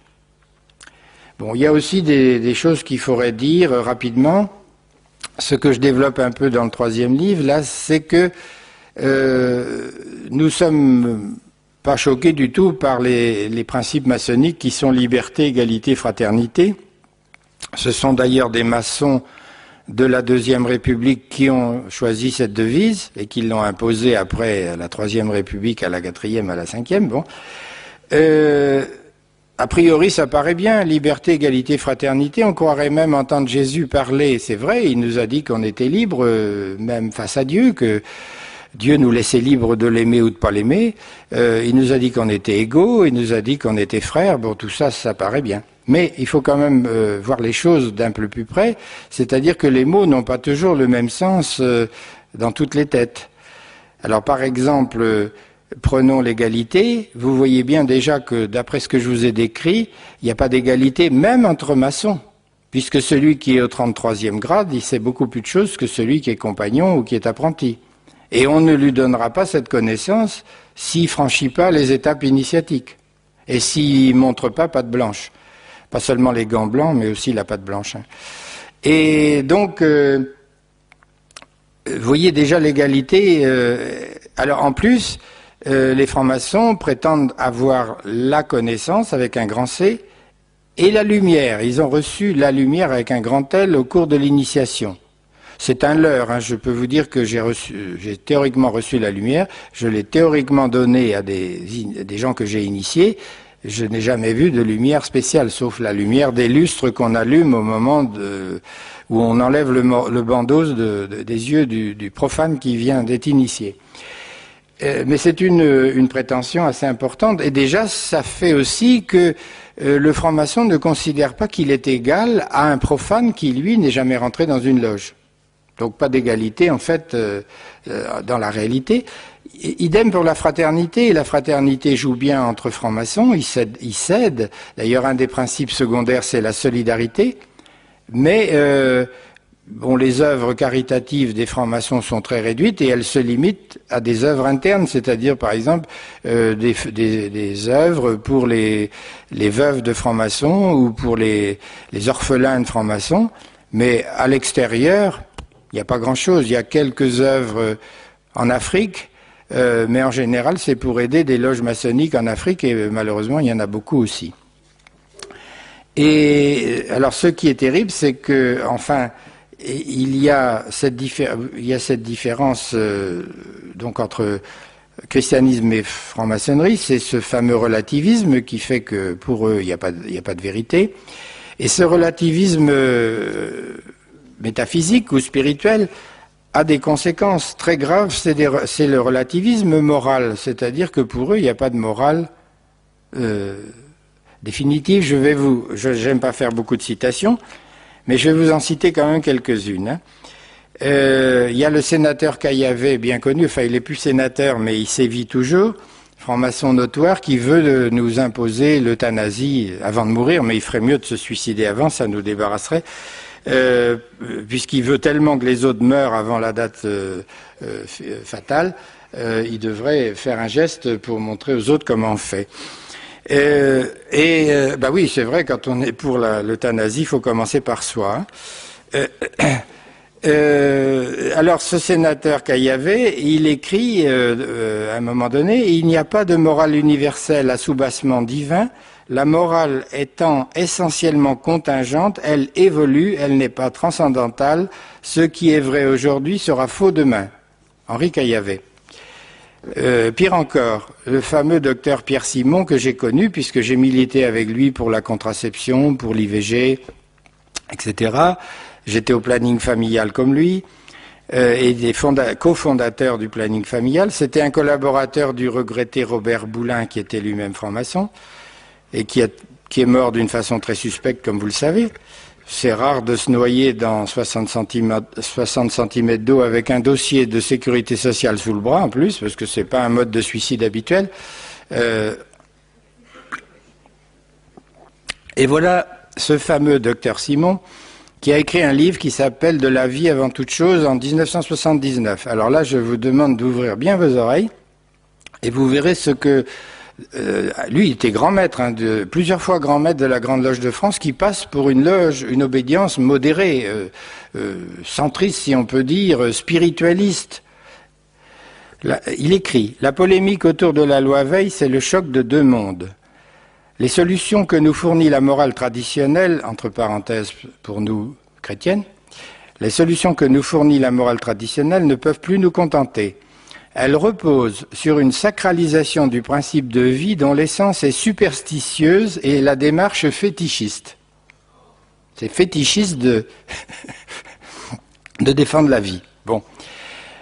Écoutez, c'est encore pas mal après, la contraception libératoire a fait tomber le mur des fatalités traditionnelles. Sa disparition ouvre le champ libre où il va falloir installer la nouvelle morale. Entre parenthèses, je n'ai jamais pu voir quelle est cette morale annoncée par la franc-maçonnerie. Ils annoncent toujours la nouvelle morale, mais comme elle est évolutive, on va en reparler. C'est la notion de liberté que j'ai laissée en suspens tout à l'heure. Donc nous découvrons, alors ça c'est vraiment magnifique, nous découvrons ainsi que la nature, la vie sont plus que jamais une production humaine. La vie perd le caractère d'absolu qu'elle avait dans la Genèse. Le bonheur sera sans Marx, ça, Deo gratias, et sans Jésus, ça c'est dommage. Le mariage deviendra une communauté sociale. C'est plus une institution, c'est une communauté sociale. C'est basé sur un contrat, une communauté sociale. Donc le mariage devient un contrat pour ce monsieur. Son problème, le problème du mariage, écoutez bien, ne pas empiéter sur la vie sexuelle. Bon, bien sûr, on se marie, puis on va courir le guilledou ailleurs. Ensuite, au géniteur succédera l'amant. La sexualité sera dissociée de la procréation et la procréation de la paternité. Et allons donc. C'est tout le concept, lui qui écrit, hein, c'est tout le concept de famille qui est en train de basculer. Ben oui, ça je crois. Et nous y sommes, hein. Nous y sommes. Bon, je reprends un mot encore et je m'arrêterai assez rapidement après parce que je ne peux pas tout vous dire. La liberté, je l'ai laissé en suspens après pour vous lire ça. Bon, tout le monde était pris de liberté, et puis Dieu nous a donné la liberté pour qu'on puisse l'aimer librement, donc ça c'est très beau, il n'y a rien à dire. Mais le mot liberté ne veut pas dire la même chose dans tous les esprits. Pour un chrétien, qu'est-ce que c'est que la liberté? C'est un moyen, un instrument pour aller vers le bien. Et le bien, on peut le connaître. Bon, Jésus nous en a donné déjà pas mal d'exemples du bien. D'autre part, Dieu nous a donné une conscience. Moi-même, lorsque j'étais un vrai païen non baptisé, je dois dire que j'avais une conscience. Il y avait des gestes ou des actes ou même des pensées que je me refusais d'avoir ou de faire. Notre conscience, heureusement déposée dans notre âme par Dieu, nous permet de savoir ce qui est bien ou ce qui est mal. Et en général, quand on a fait mal, on s'en rend compte. Même quand on n'est pas catholique. Hein. Donc la liberté pour le chrétien, c'est pour aller vers le bien, c'est un moyen. Pour le franc-maçon, c'est un but. Mais comme c'est un but illimité, c'est-à-dire que lorsqu'on acquiert une nouvelle liberté, par exemple, je ne sais pas, le Pax, on va en vouloir une autre. Tout de suite après, c'est l'adoption des enfants par les couples homosexuels. Et ainsi de suite. Il n'y a pas de fin. Et ils ne se rendent pas compte, il ne faut pas non plus accuser les francs-maçons de diabolisme, ils ne se rendent pas compte qu'ils vont dans le mur, qu'à force de demander des libertés, on finira par aller dans la catastrophe, et nous y sommes bientôt. Par exemple, eux, ils veulent aussi la dépénalisation des drogues. Bon, liberté, il faut que chacun puisse fumer son shit s'il veut ou autre chose, mais c'est des exemples aussi que nous donnons à nos enfants. Regardez maintenant le nombre de juges qui considèrent que quelques infractions faites par des mineurs sont excusables et qu'il faut quand même être gentil avec les petits, quoi. Hein. Bon, un de ces jours, on va dépénaliser la petite délinquance, il y en a tellement. Donc, bon, on n'a plus le temps de juger tout ça, donc si un gars vous brûle votre voiture ou vous donne un coup dans la rue, c'est pas grave, il n'y a qu'à dépénaliser. Et ça, c'est un danger que les francs-maçons eux-mêmes ne voient pas, parce qu'ils sont tellement aveuglés. Alors quand je dis qu'il ne faut pas diaboliser, je dis aussi que si les maçons n'ont pas signé de pacte satanique, ils sont bien les instruments du malin. Parce que le malin s'en sert. Il s'en sert pour démolir les sociétés, et en particulier les morales naturelles et la morale chrétienne, et d'autres morales juives ou musulmanes, peu importe. Il y a quand même des morales qui accompagnent un certain nombre de religions et qui sont estimables. Mais la volonté, d'après ce que je vous ai lu, hein, c'est de dire il n'y a pas de morale fixe, la morale évolue. Et si vous lisez la face cachée de l'ONU de Monseigneur Schwanz, qui doit être là-bas sur la table, vous verrez qu'à l'ONU, on en est au même stade, parce que c'est infesté de maçons, ou de maçons juifs comme le B'nai B'rith, ou de la Trilatérale, ou de Bilberger, ou tous ces gens-là qui sont des associations secrètes internationales qui fonctionnent exactement comme la maçonnerie, et dans laquelle d'ailleurs on retrouve des maçons célèbres, Jean Fabius, qui est à la fois franc-maçon, trilatéral, Bilberger, etc. Enfin, c'est des gens qui sont partout et qui manipulent le monde, hein. Pas seulement la France, mais le monde entier. Et Monseigneur Schwanz, qui a écrit donc la face cachée de l'ONU, démontre bien que même à l'échelon international, maintenant, les lois ne sont plus fondées sur des principes moraux intangibles. Par exemple, tu ne tueras point. Bon, c'est une base de toutes les sociétés, même primitives. Le crime est interdit dans les sociétés les plus primitives. Si on a le droit d'aller tuer les gens de la tribu d'à côté, mais à l'intérieur de la tribu, c'est interdit. C'est fondateur de la société. Mais dès l'instant où on nous dira qu'on a le droit de tuer son voisin, eh bien, il n'y aura plus de société, c'est évident. Ça sera l'anarchie. Or, on y va. Et Monseigneur Chance démontre très bien, et je suis d'accord avec lui, puisque je vois ce qui se passe en France, c'est que les lois ne sont plus fondées sur la morale, par exemple, tu ne tueras point, mais sur le consensus, comme on dit. On aime bien employer des mots savants, le consensus, c'est-à-dire tout le monde, où la majorité serait d'accord, par exemple, pour dépénaliser les drogues, eh bien, allons-y, dépénalisons les drogues. Mais est-ce qu'on donne une information réelle sur les dangers des drogues? Pas du tout. Ceux qui manipulent l'opinion se gardent bien de dire où on va. Est-ce que vous entendez beaucoup de gens, si ça vient un petit peu en ce moment, il n'y a pas beaucoup de gens qui ont le courage de dire les dangers de l'IVG, les perturbations affectives et psychologiques des femmes qui ont été amenées à se faire interrompre leur grossesse. Nous en avons vu lorsque nous faisions de l'écoute psychospirituelle, des femmes qui, et c'était même nous quelquefois qui avons fait l'IVG, des femmes qui étaient perturbées depuis 10 ans, depuis 15 ans, et qui ne se remettaient pas avec un sentiment de culpabilité profond, enraciné, difficile à déraciner, et pour lesquels il fallait les secours des sacrements, de la prière de libération et toutes sortes de choses pour arriver à redonner à cette personne la plénitude de sa vie, la plénitude de sa joie et de son dynamisme humain. Mais ça, on nous le dit très peu. En milieu officiel, on nous raconte des salades. On nous dit, par exemple, il faut accentuer la contraception pour éviter l'IVG. Mais la contraception existe depuis 1967. Enfin, elle est légale en France depuis 1967. Ça fait quand même un bout de temps. Et de la loi Veil depuis 1975. Et pourtant, il y a toujours 200 à 220 000 interruptions de grossesse par an en France. Chiffre immuable. Imperturbable. Vous avez beau faire des campagnes de prévention de la grossesse, si j'ose dire, enfin de campagnes pour la contraception, ça change rien. Je disais que dans l'immense majorité des cas, on peut dire 90 ou 95% des cas, l'avortement est provoqué parce que la femme n'a pas les moyens financiers, les moyens de logement, les moyens d'aide familiale, les moyens d'aide sociale, et que si on avait des associations qui faisaient vraiment, il y en a déjà, hein, il y a Agapa, il y a Mère de Miséricorde, il y a des choses comme ça qui se sont installées depuis, heureusement. Mais si on aidait vraiment ces femmes, elles garderaient leur enfant. Parce que quand une femme s'apprête à subir l'interruption de grossesse, quand elle est sur la table d'opération, avant qu'on l'endorme, elle a un regard de biche qu'on va achever à la chasse. Moi, j'étais une fois à la chasse aux biches. J'ai vu le regard de la biche avant qu'on tire la dernière balle. Eh bien, le regard d'une femme qui se fait avorter, c'est exactement la même chose. C'est une femme qui a toujours conscience qu'elle est en train de tuer le fruit de ses entrailles. Il ne faut pas lui jeter la pierre, il faut l'aider. Mais on ne fait pas assez d'aide pour ces femmes.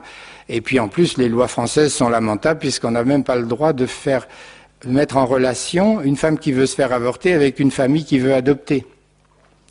Lorsque je faisais des interruptions de grossesse, je me suis risqué à faire ça. Eh bien, j'ai eu un coup de téléphone du procureur de la République de Rennes qui m'a dit « Si vous continuez, docteur, à mettre les futurs avortés avec les couples stériles, je vous mets en prison. Ça ne sera pas long, vous allez y aller très très vite. » Bon, compris, j'ai compris. Et on a détruit, en 25 ans après la loi Veil, on a détruit 5 à 6 millions de personnes humaines en France, autant que la Shoah. C'est quand même incroyable qu'on en soit arrivé au même chiffre et qu'on ne s'en indigne pas. D'autre part, moi-même, quand je faisais des IVG, j'étais totalement dans la contradiction, puisque je défendais la liberté d'interrompre une vie précoce, soit, mais d'une vie humaine, totale, complète. Je me permettais de le faire à la demande des femmes, bien entendu, je ne le faisais pas de mon propre gré. Mais en même temps, vous voyez comme on est drôlement fichu, même quand on est soi-disant un peu intelligent, eh bien je militais contre la peine de mort en même temps. J'étais dans une association contre la peine de mort. Et je ne voyais pas le ridicule de ma situation. Et, bon, je réponds à la dernière d'abord, en ce qui concerne le Conseil de l'Ordre. Évidemment, maintenant j'ai quitté la maçonnerie depuis 1987.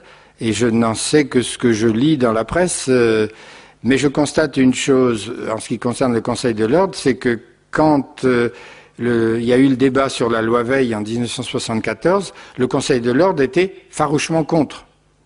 Et évidemment, c'était pour moi un adversaire.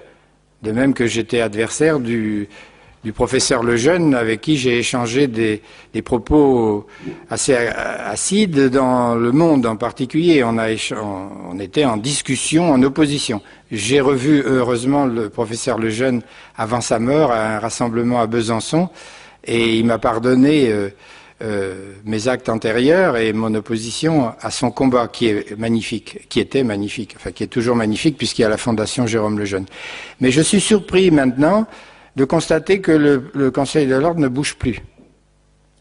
Lorsqu'il y a eu la proposition d'extension de la loi Veil en loi Aubry, c'est-à-dire passer de 10 à 12 semaines, d'en faire un droit, etc., de supprimer l'entretien préalable, j'ai pas vu de manifestation du Conseil de l'Ordre et j'en suis surpris. C'est que peut-être ils sont noyautés. C'est possible, hein, parce que vous savez, les francs-maçons s'organisent pour noyauter certains organismes progressivement. Hein, c'est pas tellement compliqué.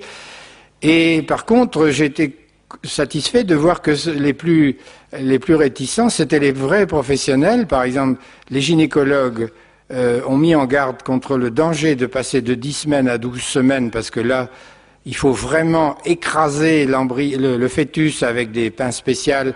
Il faut quelquefois arracher des morceaux. Je suis désolé de dire ces détails horribles, mais il m'est arrivé de faire des interruptions de grossesse, soit thérapeutiques, soit par erreur de date, parce que les femmes aussi, quelquefois, nous trompaient sur les dates, et comme on n'avait pas l'échographie à cette époque-là, bon, il fallait faire un diagnostic qui était relativement fiable. Eh bien, c'est un geste épouvantable quand on voit qu'il faut passer à l'écrasement du fœtus et à l'extraction des fragments qu'on voit, forcément. Bon. Et j'étais content de voir que les gynécologues en place actuellement dans les hôpitaux et dans les cliniques ont dit mais c'est une aberration de vouloir nous faire passer de 10 à 12 semaines parce que nous entrons dans un acte qui devient dangereux pour la femme, c'est-à-dire qu'on peut entraîner par exemple des ruptures utérines, des déchirures utérines, voire un décès. Bon, bien sûr, il y a eu aussi le fameux arrêt Perruche qui a déclenché la réaction à nouveau des gynécologues et des échographes. Mais ça, c'était pour des raisons plus d'assurance que d'autres choses. C'était pas pour des raisons morales ou éthiques. Mais c'est tant mieux que les échographes et les gynécologues aient dit, mais nous, on va plus faire d'échographie. Alors, si on risque de nous accuser d'avoir fait une erreur, et puis ensuite de la payer de façon très très lourde. Alors, je passe vite parce qu'il faut que je vous laisse du temps pour des questions. Il y aurait d'autres points où le christianisme et la franc-maçonnerie se séparent. En tout cas, il y en a un point essentiel, c'est d'abord le perfectionnement de l'homme. Pour le franc-maçon, c'est un perfectionnement par soi-même. Le franc-maçon est un self-made man, comme disent les Anglais, c'est-à-dire un homme qui se fait lui-même, avec un peu l'aide de ses frères. Comme je vous l'ai raconté tout à l'heure, il y a quand même des frères qui vous aident à progresser dans la société. Mais enfin, c'est vrai que la franc-maçonnerie impose aux francs-maçons de se perfectionner, de se cultiver, de s'instruire, etc. Ça, c'est pas douteux, mais il n'est pas interdit non plus pour un catholique de se cultiver, de s'instruire et de se perfectionner. C'est pas défendu.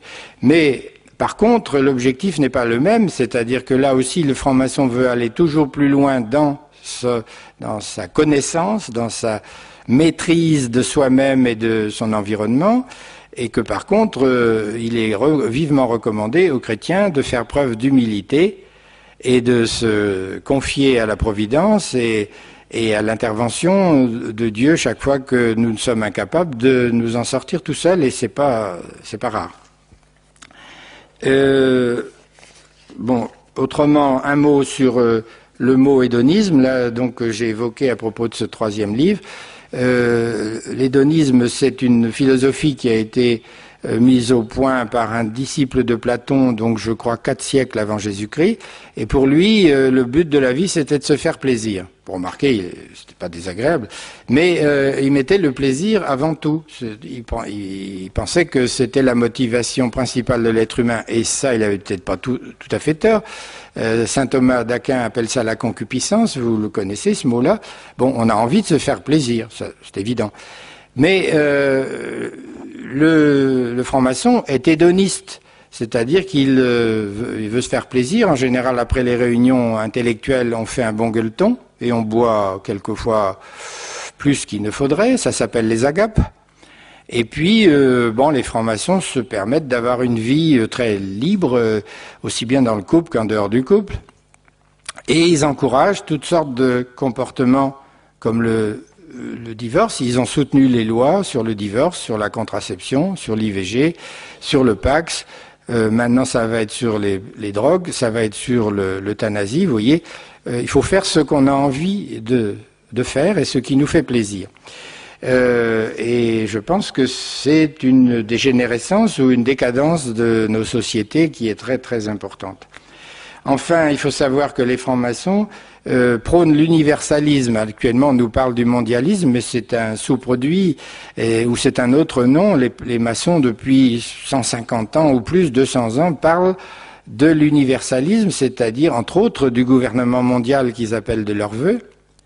Et bien entendu avec les mêmes lois que vous connaissez, c'est-à-dire des lois très libérales qui permettent à l'homme de faire ce qui lui fait plaisir. Et surtout à ceux qui sont très cultivés, très intelligents, très débrouillards, comme sont les élites maçonniques qui évidemment s'en sortent très bien dans notre société.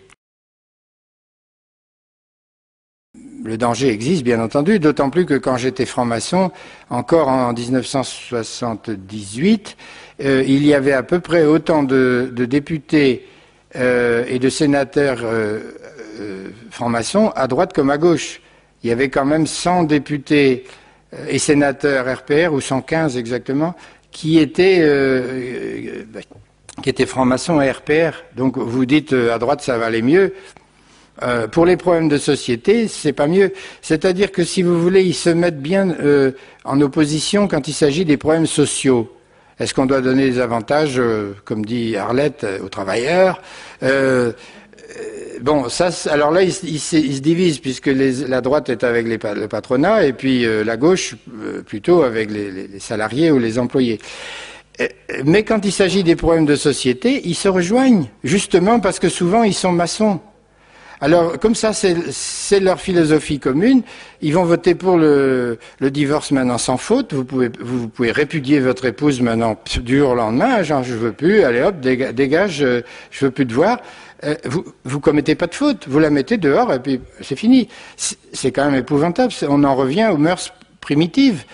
On revient à l'Ancien Testament et encore les Juifs donnaient un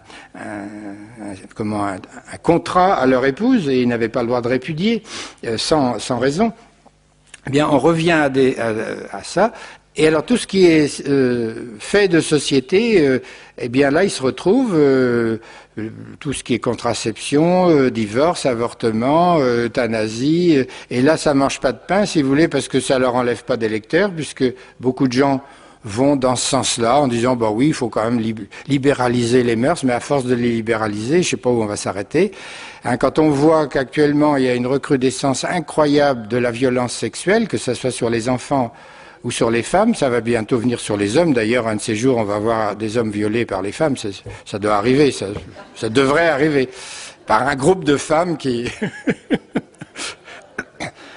Eh bien, quand on voit cette violence sexuelle, alors que depuis 30 ans, on nous donne de la liberté sexuelle. C'est-à-dire qu'un homme normal, ou une femme normale, entre guillemets, parce que, attention, j'attaque personne, surtout pas les homosexuels. Autrement, j'irai au tribunal pour avoir dit du mal de ces gens-là. Ah oui, ça maintenant, vous n'avez plus le droit de dire du mal d'un homosexuel, faites attention. Non, mais c'est vrai, c'est pas des blagues, hein. Il y a un délit spécial pour... bon, mais un homme normal, enfin, entre guillemets, aucun n'est normal parfaitement, nous avons tous des blessures, on est tous pécheurs, etc. Mais... bon, quelqu'un qui a un comportement normal, un homme ou une femme, il a quand même pas de mal à trouver un partenaire sexuel. Ou alors il est vraiment manchot. Et encore, même les manchots y arrivent. Alors pourquoi faut-il que des hommes s'attaquent avec violence, jusqu'à les tuer, avec des femmes, après les avoir violées, ou s'attaquent à des enfants? Hédonisme. Je veux me faire plaisir. Et l'autre n'est pas une personne, c'est un objet. Je me sers d'un objet comme j'aurais des relations avec mon chien ou ma chèvre ou n'importe qui. C'est pas plus haut que ça. Et ça, c'est dû à toute cette imprégnation de notre société par l'idée que dans ce domaine-là, on peut faire ce qu'on veut, qu'il n'y a pas à critiquer, que chacun est libre, qu'il faut se faire plaisir. Mais si on se faisait plaisir encore dans un couple, je ne suis pas contre. Et actuellement, on chosifie, on instrumentalise les autres, et donc on les viole quand on a envie, on les prend de force, et pour pas qu'ils parlent, on les tue. C'est pas plus compliqué que ça. Mais tout ça, c'est la résultante quand même d'une évolution des idées encouragée par la gauche et par les francs-maçons et par ceux de droite qui sont francs-maçons. Je ne sais pas si Jospin est franc-maçon, mais il est entouré de francs-maçons. Comme Mitterrand n'était pas franc-maçon, mais il était bien gardé. Hein. Quand il est arrivé en 81, je crois qu'il avait 10 ou 12 ministres qui étaient francs-maçons. Jospin, j'ai jamais eu la preuve et il n'a pas été cité comme franc-maçon dans la presse. Moi, en général, je me réfère à un certain nombre de journaux pour regarder un petit peu les noms. Mais en tout cas, par exemple, Martine Aubry, qui est présentée comme étant son bras droit et comme son futur Premier ministre, elle en fait partie, et elle fait partie même du réseau Voltaire, qui est encore pire, si je puis dire, puisque c'est Thierry Messant, et c'est vraiment des gens qui sont acharnés, à tel point même que Thierry Messant a été exclu 1 an de la franc-maçonnerie à cause de ses excès de langage. Donc, vraiment, pour être viré de la franc-maçonnerie, il faut tuer père et mère. Bon, donc là, il y a effectivement sûrement un danger maçonnique. Bon, de l'autre côté, il y a un livre qui est sorti récemment, Les Frères Invisibles, de Ghislaine Ottenheimer, et elle prétend, elle, journaliste très bien informée, puisqu'elle travaille uniquement sur ce sujet-là depuis longtemps, elle prétend que Jacques Chirac fait partie de la loge Alpina en Suisse. Bon. Et puis, je voudrais pas être trop pessimiste, et terminer sur une note optimiste. Donc, les francs-maçons ne sont pas si nombreux qu'on le croit. En France, il y en a 140 000, et j'ai appris récemment que 70% des Français étaient baptisés, donc en principe chrétiens. 70%, ça fait un paquet, hein, ça doit faire pas loin de 50 millions. Donc, vous voyez les deux chiffres. Bien entendu, il y a malheureusement pas beaucoup de chrétiens pratiquants et fervents, puisqu'il paraît qu'il y a que 8% des catholiques qui se disent catholiques, qui vont à la messe tous les dimanches. Mais il n'empêche que si même les 8% se mobilisaient chaque fois qu'il le faut, il y aurait un recul de la franc-maçonnerie. Parce qu'ils ne sont pas si courageux que ça.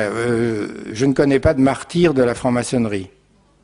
Il y a eu des francs-maçons qui ont été déportés contre leur gré, je le regrette, par les Allemands, parce que les fascistes n'aimaient pas la notion de liberté. Et vous comprenez bien pourquoi les SS envoyaient les francs-maçons, comme d'autres d'ailleurs, comme des prêtres catholiques ou comme des juifs, dans les fours crématoires. Mais ce n'était pas au nom de leur idéologie que ces francs-maçons ont été martyrisés ou tués. Par contre, on connaît beaucoup de martyrs chrétiens. Et ça, c'est parce que l'Esprit Saint nous donne la force à un moment donné d'aller jusqu'à la mort pour défendre notre foi en Jésus-Christ, mort et ressuscité pour nous.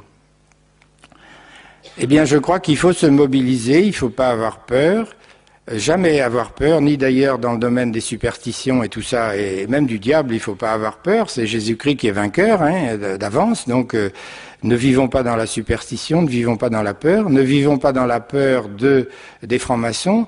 Nous recevons des dossiers et nous écrivons aux députés, aux sénateurs en leur disant qu'est-ce que vous comptez faire s'il y a une loi sur l'euthanasie ou s'il y a une loi sur tel ou tel sujet. Il faut les interpeller. Et puis ils ont la trouille, hein, parce qu'ils ont peur de ne pas être réélus. Il faut vous rendre compte actuellement que les hommes politiques sont des professionnels. Quand j'étais jeune, un avocat, un artisan, un médecin pouvait devenir député ou sénateur. Maintenant, c'est fini. Il faut sortir de Sciences Po, de l'École nationale d'administration, et il faut faire carrière d'un bout à l'autre. Et si vous arrêtez, moi je sais bien, puisque j'ai bien connu Edmond Hervé, qui était assistant à la fac de droit quand j'étais chirurgien, mais il n'avait qu'une peur, c'est de ne pas être élu quelque part, parce qu'il serait revenu à assistant à la fac de droit avec 8 000 francs par mois. Et il avait la trouille, mais la trouille. Alors il faut leur foutre la trouille en leur disant qu'est-ce que vous pensez de tel et tel sujet. Et puis s'ils vous répondent pas, ben, vous ne votez pas pour eux, vous votez pour un autre.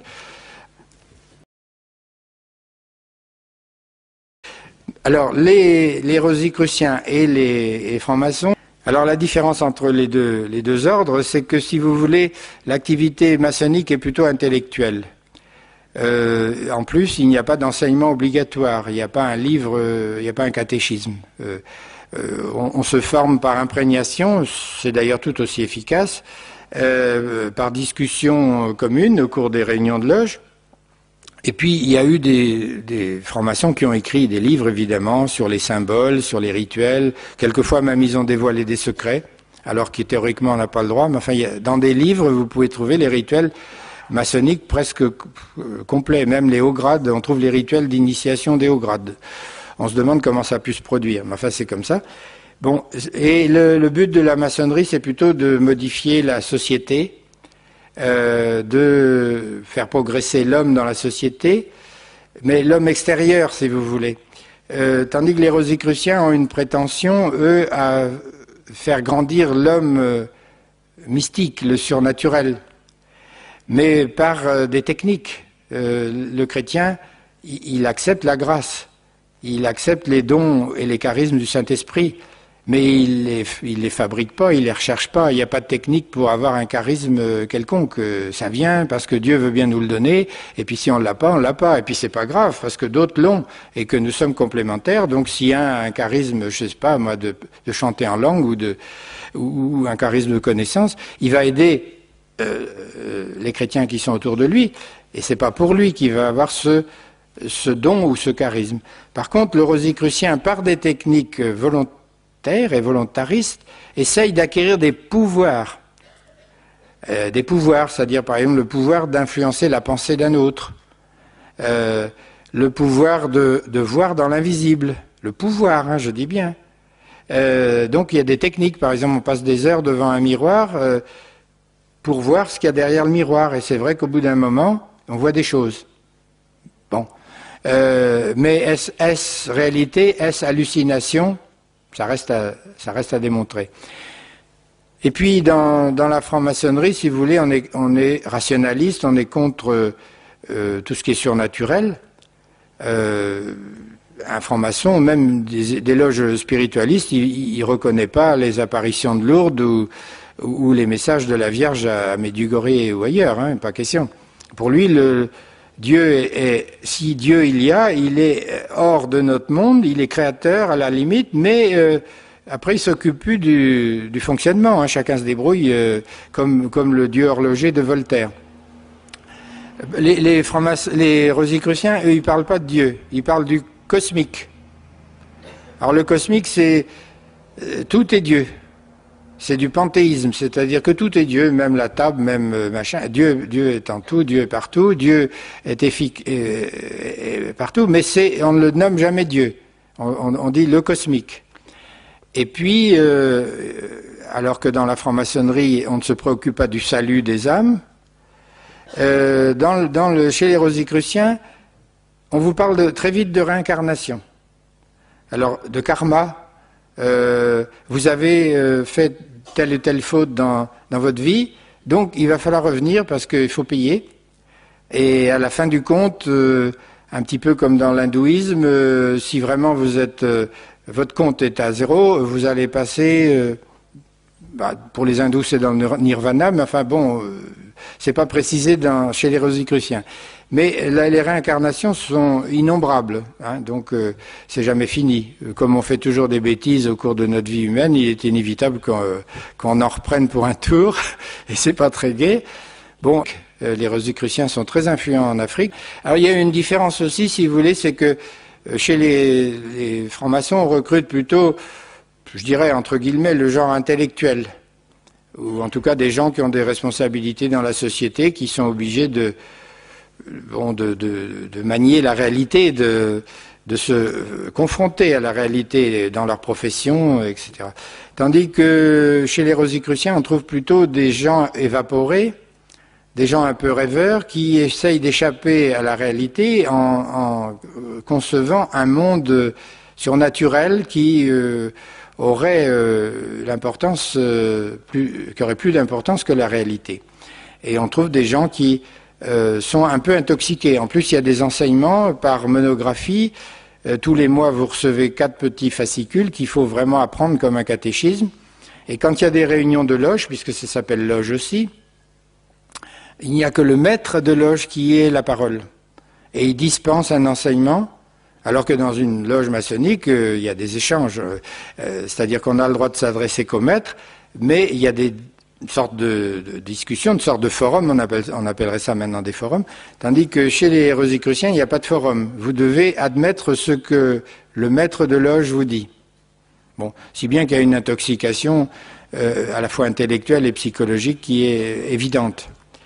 Et il y a des accidents que je n'ai pas vus dans la franc-maçonnerie. Il y a des gens qui ont des liens occultes, des oppressions malignes et même des possessions lors de certains rituels rosicruciens.